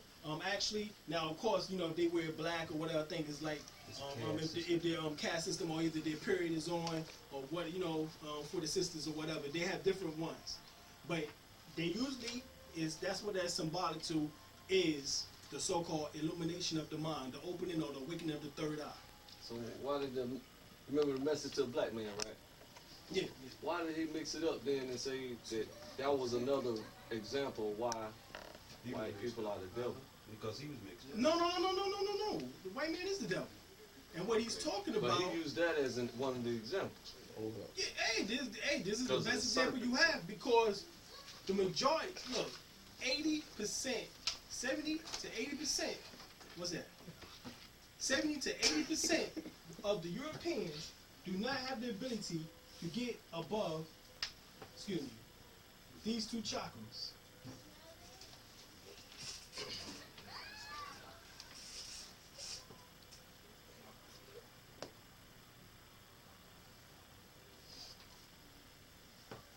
They are trapped within what is called the root chakra and the navel chakra. Or The navel chakra means that they have the ability in order to give life and have life here, but the life or the seed does not come down with higher consciousness. You get what I'm saying? Mm-hmm. In other words, the life is here, but it's a life based off of the reptilian part of the brain, because the reptilian part of the brain controls the limbic, and the reptilian part of the brain controls the root chakra and the navel chakra. That means that they work off the reptilian part of their brain, which is based off of survival, based off of fear, fight, or flight. Okay? And usually the majority of the people, of their people in particular, cannot get beyond those two chakras, 80%, because here, the pineal gland is calcified. If the pineal gland is calcified, see what happens is that, when there's something wrong in your body accommodates what's wrong and try to help garb it. Okay? The body itself is a healing mechanism. Okay? Your body heals itself. So in order to keep white folks from going up beyond these two dots and reaching actually here, if they have a calcified pineal gland, what is known as the etheric cord builds up.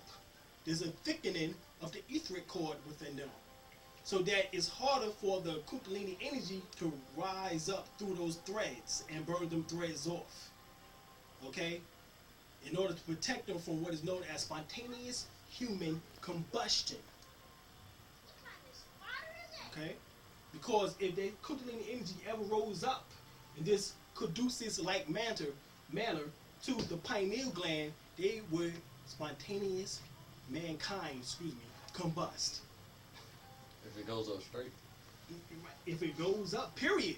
The only way in which that you become illuminated is if the Kundalini energy enters in through what is called the Sushumna. Would that be something similar to medical term, the hardening of the arteries? The hardening of the artery. This particular artery is real hard. Matter of fact, it becomes so damn hard to they say it becomes what is known as the philosopher's stone, a white stone.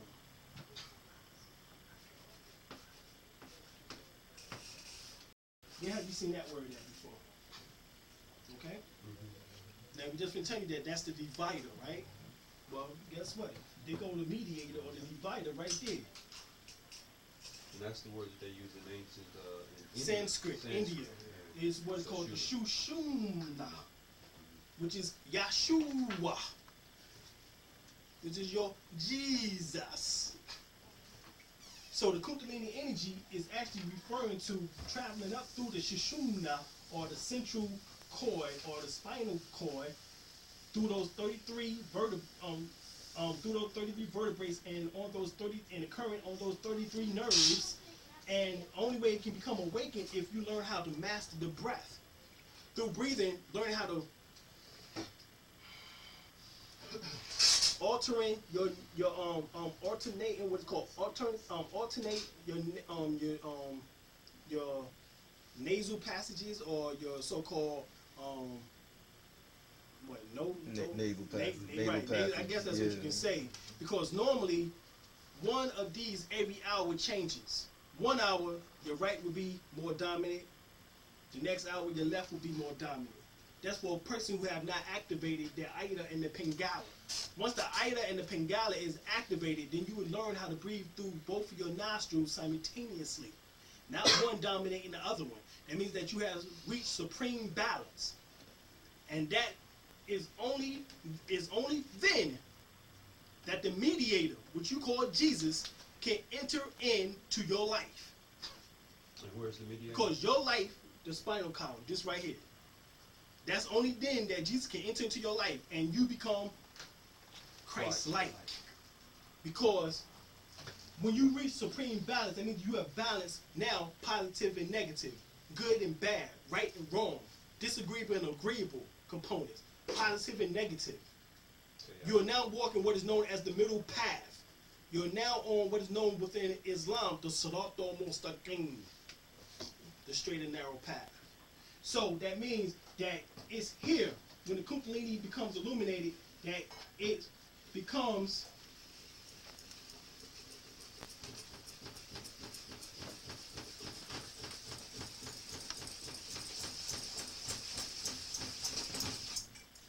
like that. These are what's known as the circles of life, or the wheels of life. That's what the word chakra means. The word chakra, chakra, means the wheels of light and color. The wheels of light and color. Coming from a red chakra to a orange chakra, to a yellow chakra, to a green chakra, to a blue chakra, to an indigo chakra, to a purple chakra, and then illuminating into a white, golden light around the head. And then above that is another chakra, or what is known as the transitional point, in which that you go into your astral body, in which that's what we're talking about, that you can actually take your physical body with you if you learn how to raise yourself high enough to become illuminated enough through your physical body. That means that you learn how to draw in your so-called sun disk, Ra. Once you have learned how to absorb enough light into your physical body through chi, through prana, or whatever term that you want to call it, you can actually take your physical body with you through this black hole and become your astral body.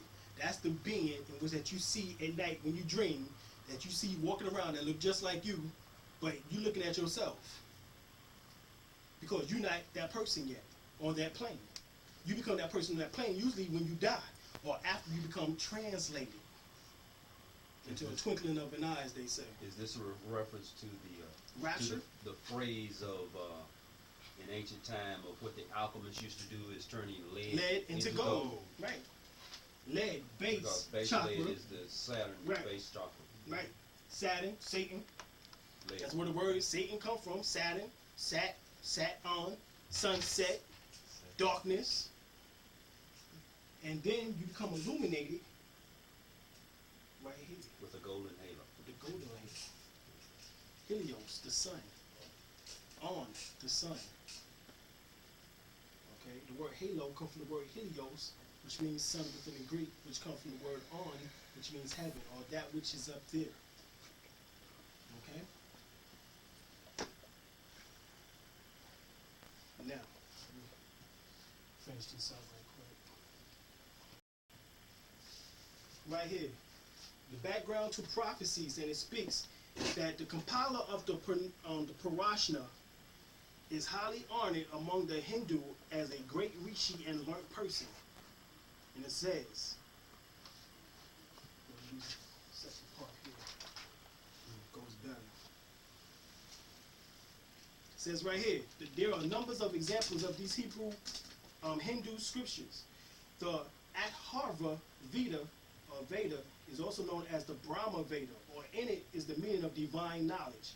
And analyst of the Veda reveals that Brahma is actually Abram, or Abraham, as we've been saying, where the initial letter A in Abraham is moved to the N, making it Brahma.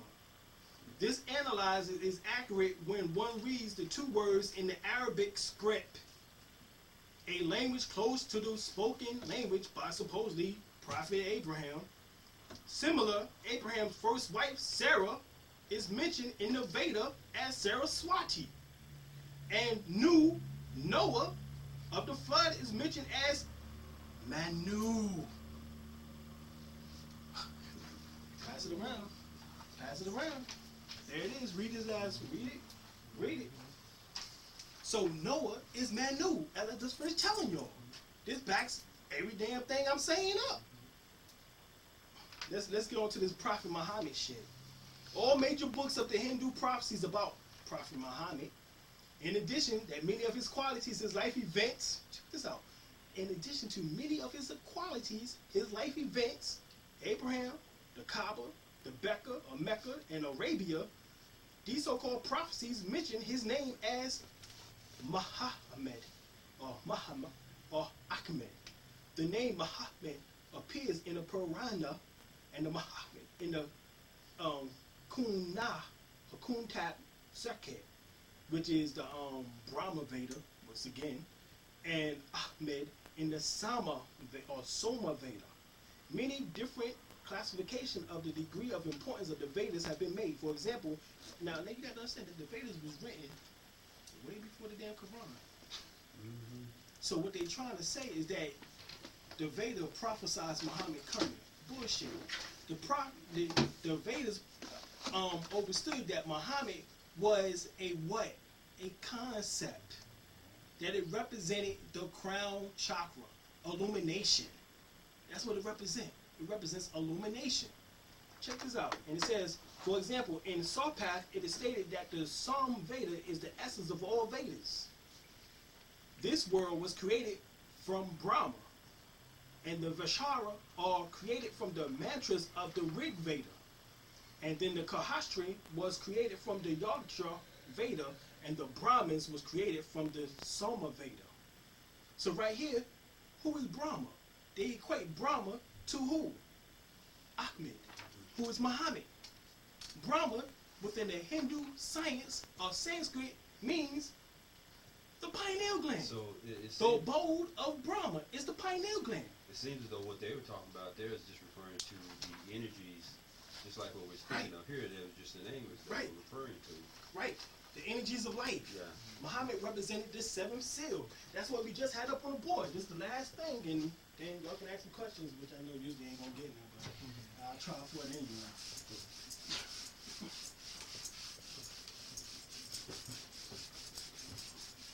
But anyway, Yah, He, Vahi, Yah means fire, Wa means water, Va means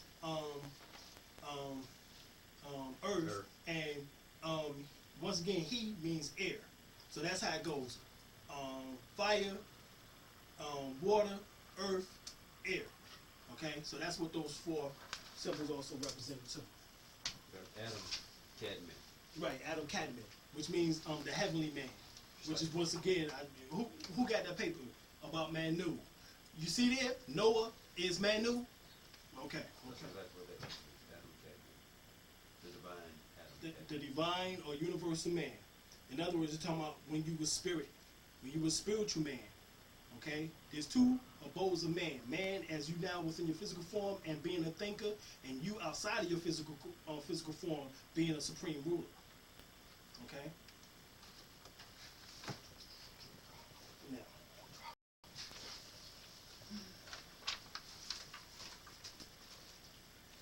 Written in 1935. No, they had it for a few years ago. yeah.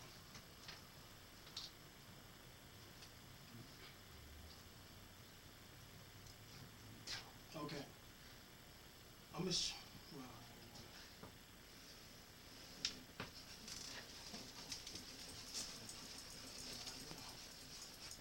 If you spell Sarah backwards, what would that be? Har, which is Heru, Yeah. or Herus, which is ours, or Horus. Yeah. Right, which once again combines who? The mother And the father. and the son. Spell You it once backwards. again, who's seen, right, part of the Holy Trinity. Who's right. S-A-R-A-H. Spell it backwards. H-A-R-A-S. Horus. When you get the word hours, when you get the word horoscope from. Horoscope means dealing with what? Constellation of the stars again, which is what? Beacons of light. The Kemetic word was horoscopiasis. They were the priests who did the study on the horoscope daily. Because the names of those particular persons Okay. from ancient Egypt or Kemet. What am I supposed to be doing? That's gonna be the last thing. I can't even remember. You ain't never Oh, get the into seven, it. the seven seals. Oh, yeah, that's it. Thank you, bro. Yeah, that's it. The 7 seals. Now, I got the same thing right here. Okay. Last seal of the prophets.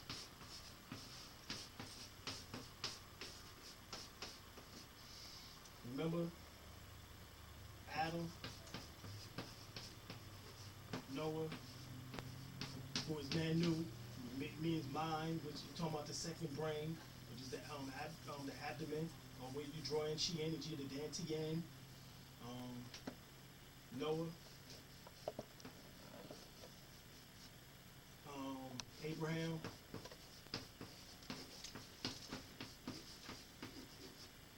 they call him Abram. They call him again Rama.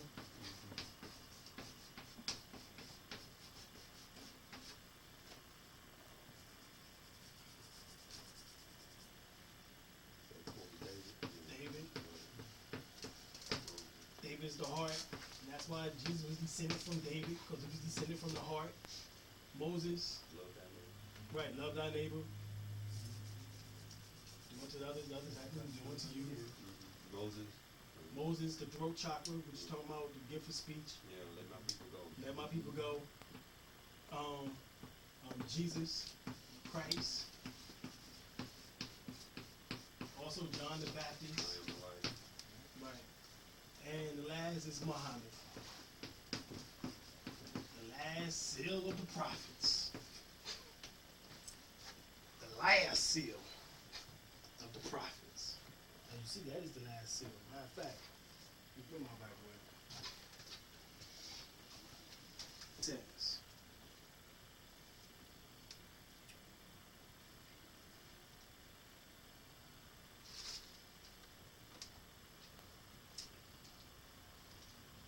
now, first thing I'm going to do is give you the science. Remember, we call this the philosopher's stone within masonry. The pineal gland is known as the philosopher's stone in masonry. A white stone. Now check this out. What is the copper? A black stone. Well, guess what? Muslims say that originally the Kaaba stone was a white stone, and that what happened was is that from the kisses or the adoration of the people who kissed it, or the adoration of the kisses from the people, it turned black. In other words, as if it absorbed the sins of the person. Okay? Now, Muslims run around the Kaaba, which you get the word Kaaba. Ka means spirit. As I told you, who made the Kaaba? Kanun. Remember? Who made the two figures, the Ba and the Ka. The Kaaba was made by Kanun, which you call God. Remember? He made them on his potter's wheel of what? Clay. That's your Adam and your Eve. Okay? Now check this out. The Muslims run around the Kaaba, which has a black cloth over it. Black represents the fact that they say that Adam within the Quran is made from black mud, which is actually symbolic to melanin. This cloak of melanin which that you wear every day, which is your physical body, your skin. And they run around it 7 times. Symbolic to going around it, or rotations around it, represents what? A wheel. Which is symbolic to the 7 chakras, which you know the word chakra means wheels of light and color. This is the same wheels in which that Ezekiel is seeing within his book, talking about the wheels of wheels. He's seeing within one of the wheels a face of a man. Within another wheel, a face of a what? Lion. And another one, he's seen the face of a what? Bull. And another one, he's seen the face of a what? An eagle. Sound like the That's the zodiac sign. Right here. Right here. He's talking about the brain area. Here is what? Aquarius. Here is Leo. Here is the bull. Here is the eagle. Or Scorpio. Man is Aquarius. The bull is Taurus. The lion is Leo. And the eagle is Scorpio. Now check this out. Revelation, the 2nd chapter, 17th verse. He that has an ear, let him hear what the Spirit saith unto the churches and to the chakras. Because the word churches and chakras, I told you before, it's the same, has the same contents. The word churches and chakras have the same contents. Have the same consonants, and the word consonant means that which we. The word churches and the word chakra has the exact same consonants. And the word constant, if you break down from consonants and you just break down the word and you got to derive from, which means constant. And the word constant means what? That which remains the same. That's what the word constant means. For example, if you constantly coming here, means what? Steady coming. It's steadily coming. So basically that which remains what? The same.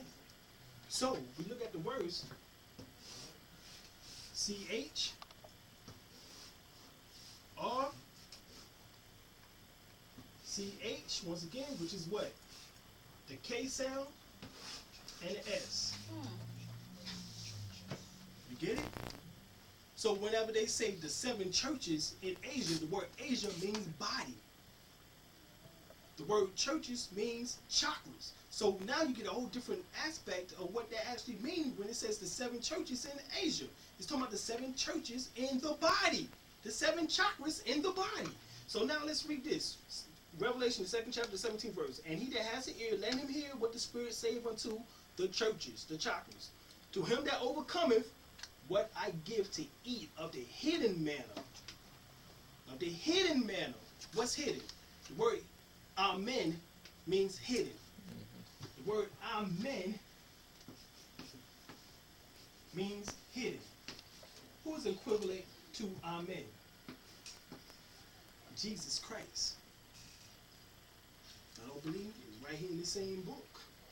In the book of Revelation. Which chapter did you say?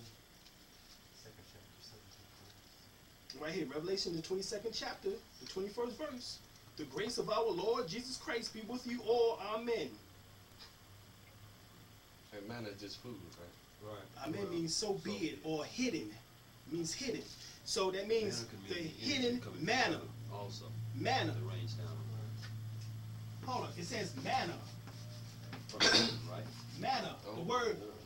What did Jesus call himself? The son of what? Man. And the word na comes from the same word as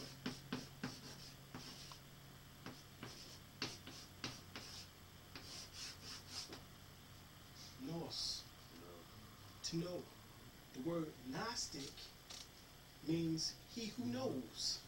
or knowledge, from the word gnosticism, a gnostic.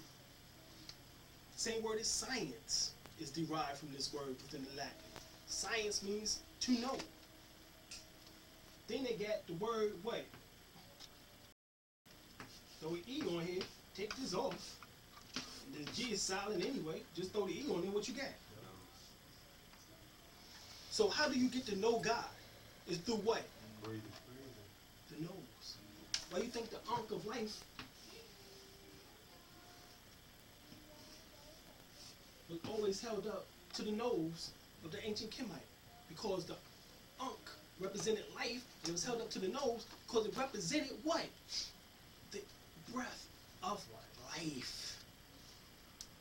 See that? Look at it. Look. Show the Geronimo. Show it again. We're gonna get this right. We're gonna get this right. The god Kanum. The god who again? Holding this up. The god Kanum holding up the Ankh, or better known as Amen, who I just told you was what? Hidden manna. He's holding up. Hold on, wait. Hold on, check this shit out. Kanum is the same God as Amen.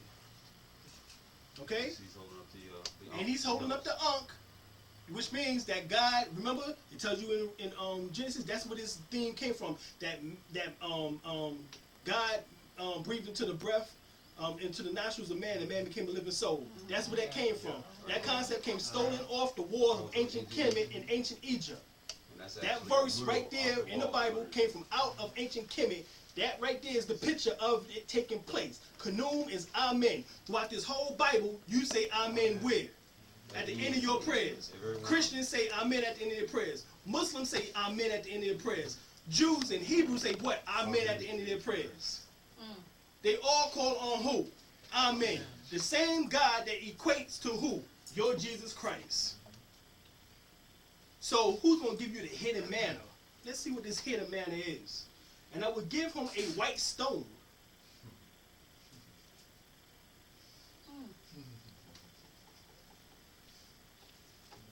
You get it? Yeah! And in the stone, a new name written, which no man knoweth, saving he that receives it. In other words, you can't tell me if I'm illuminated at night. You might see the clothing, but you don't know shit about where my Christ energy resides at. So therefore, no man can see it. No man knows it. No man, only he who receives it knows he who is illuminated. Who feels it knows it. Right. So that means that only way that I know Christ is where? Through me. And that's why Jesus said that I exist within the Father and the Father within me. Because the only way that you can know that is by you taking the same example of you saying that Jesus is within me and I within you. Remember he told his disciples that? Okay. So the word manna means what? Man means the mind, and na means knowledge. The knowledge of the mind is how you receive what? Christ. The knowledge of self. Know thyself, and to thy own self be true. Look, we ain't got time for no more confusion, because them days of confusion is over. Be here now to bring the true light, the real true light, the really real. You know what I'm saying? To each and every one. Okay? So that means there's a comforter who's going to come after Christ. Remember? A so-called spirit of truth that he was going to send. So do that mean that that comforter is going to be Jesus' second coming? Because remember, Jesus said that he came secondly as who? Adam. Well, let's see here. Because let's go through the ancient Kemite translation of this thing. And this is the last thing. So secondly is Adam. Yeah, that's what Jesus said in the Bible. That the second coming is that of Adam. Oh. Yeah, the second coming is that of Adam. Now check this out. Yeah, and I don't get too much into it. But the fact that Adam And from atom, you get the word atom. That's how obvious that is. And then how it's even more obvious is the word atom that they call your atomic structure or your physical body. Okay? And from Adam came Shu, as I told you before, that's Jesus, right? So, hold up. If Adam came first, if then Shu, and Shu is Jesus, then who is Adam?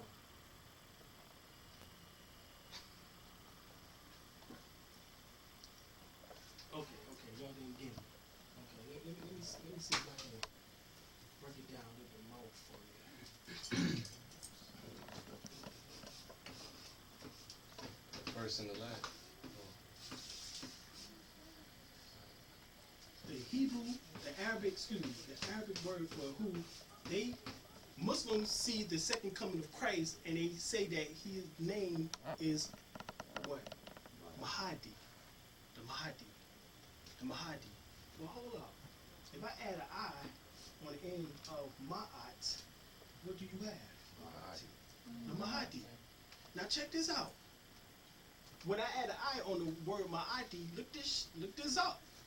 In your go back to the Book of the Dead, the Book of Come Forth by Day and Night, whatever term that you want to call it, and you'll find out that when it becomes Ma'ati, it means that it's the double Ma'at, 2, which means the second coming. Get this? Okay, one more time. When you put the I on Ma'at, it means 2. Or double ma'at. Because ma'at is Double feminine. ma'at. And then Right. the I makes it masculine. Right. Now, Jesus is always shown to you as being at the breast of his mother Mary, which is the same symbol taken out of ancient Kemet as Aset and Heru. But Heru sucking on the breast of what? His mother. Then they tell you that Mahdi, then Muhammad, and the word, I told you the Mad part, okay? So you wrote down the word, Mad, and actually his other name was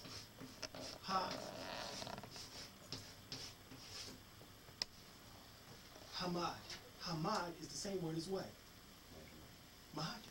Same word. Look at the consonants. We told you that which remains the same. You see, this is the key on how we break down all the languages in the world. No more play. All these daggone fake ass linguistic scholars don't know nothing. Right here.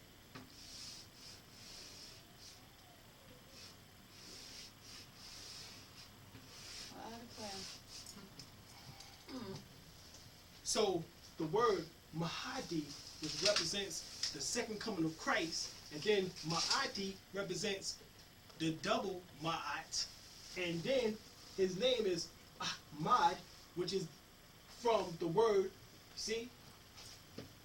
Take the mu off, and what you get? What you get? Ahmad.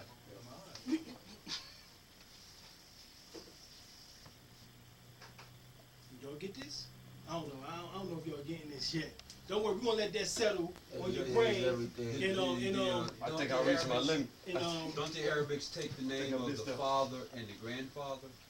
Isn't that how theirs is spelled? Yeah. I mean, what it actually means, Yeah. like you got his name, first name, and then the last two names, or the son of Ahmed, the grandson of Mahdi. Right. Check this out, y'all. Check this Yeah. out. That's what they're saying with that name, all is all, because it's just like the same DNA, just passed something. Okay. Check this out. Right here. Right. Why does Muhammad, check this out. Why does Muhammad and any Muslim murder the devil? What is the duty of each Muslim in regards to the 4 devils? We're talking about the 4 lower chakras. What reward does a Muslim receive by presenting the 4 devils at one time? Because he is 100% wicked and will not keep and obey the laws of Islam. His ways and actions are like a snake of a drafted type. There go that snake, yo. So Muhammad learnt that he could not reform the devil. So that they had to be murdered.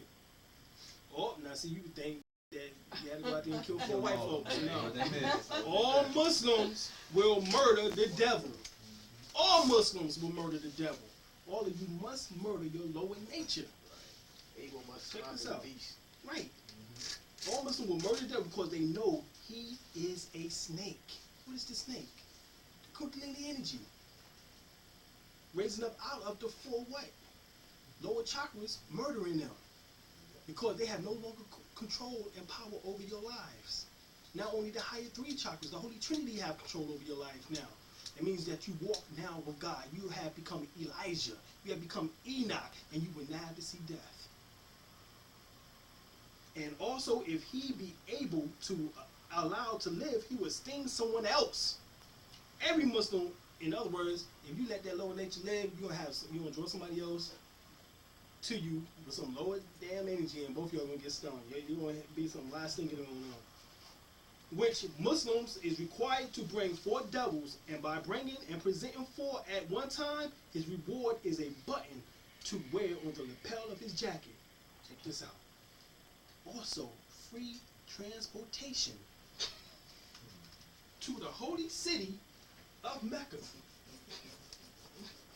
And what? To see Brother Muhammad. One more time, I'm gonna read that one more. This is from the 100. This is from the problem book. Okay, the student enrollment justice 10. Okay, and it says again, each Muslim is required to bring 4 devils, and bringing 4, presenting 4 at one time. His reward is a button. A button is what? Well, I told you that the third eye. What that little button? Remember, he just showed you the button of the third eye. Yeah. You remember that? Geronimo just showed you the button of the third eye, right? That was the button. Okay, check this out. And you receive a button to wear on the lapel of his jacket. His jacket is your physical body, your clothing. Also, free transportation. Free transportation. In other words, you ain't got to pay to get here. To the holy city of Mecca. The Holy of Holies. This is the Holy of Holies. To see Brother Muhammad. Why? Because Brother Muhammad resides in the 7th heaven, which means he's God.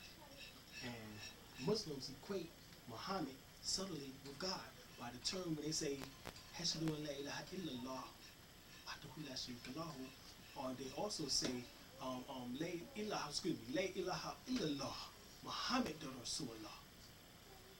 La ilaha illallah. Nothing would exist if Allah didn't create it. Muhammad Rasulullah.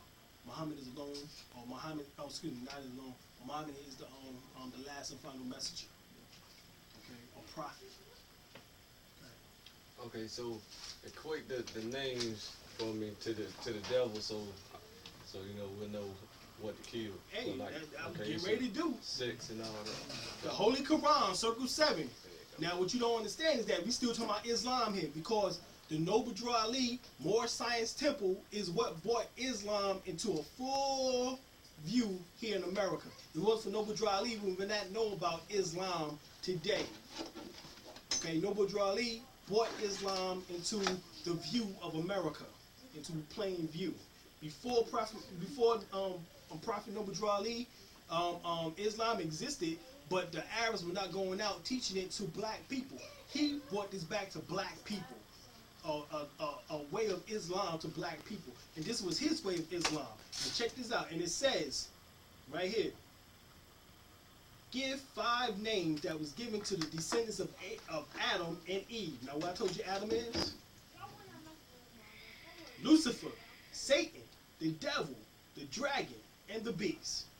Same old terminology from out of the book of Revelations, ain't it? What is the devil sometimes called? The lower self. How many selves are there? 2. Name them. Higher self, lower self. What people represents the higher self? The angels who protect the holy city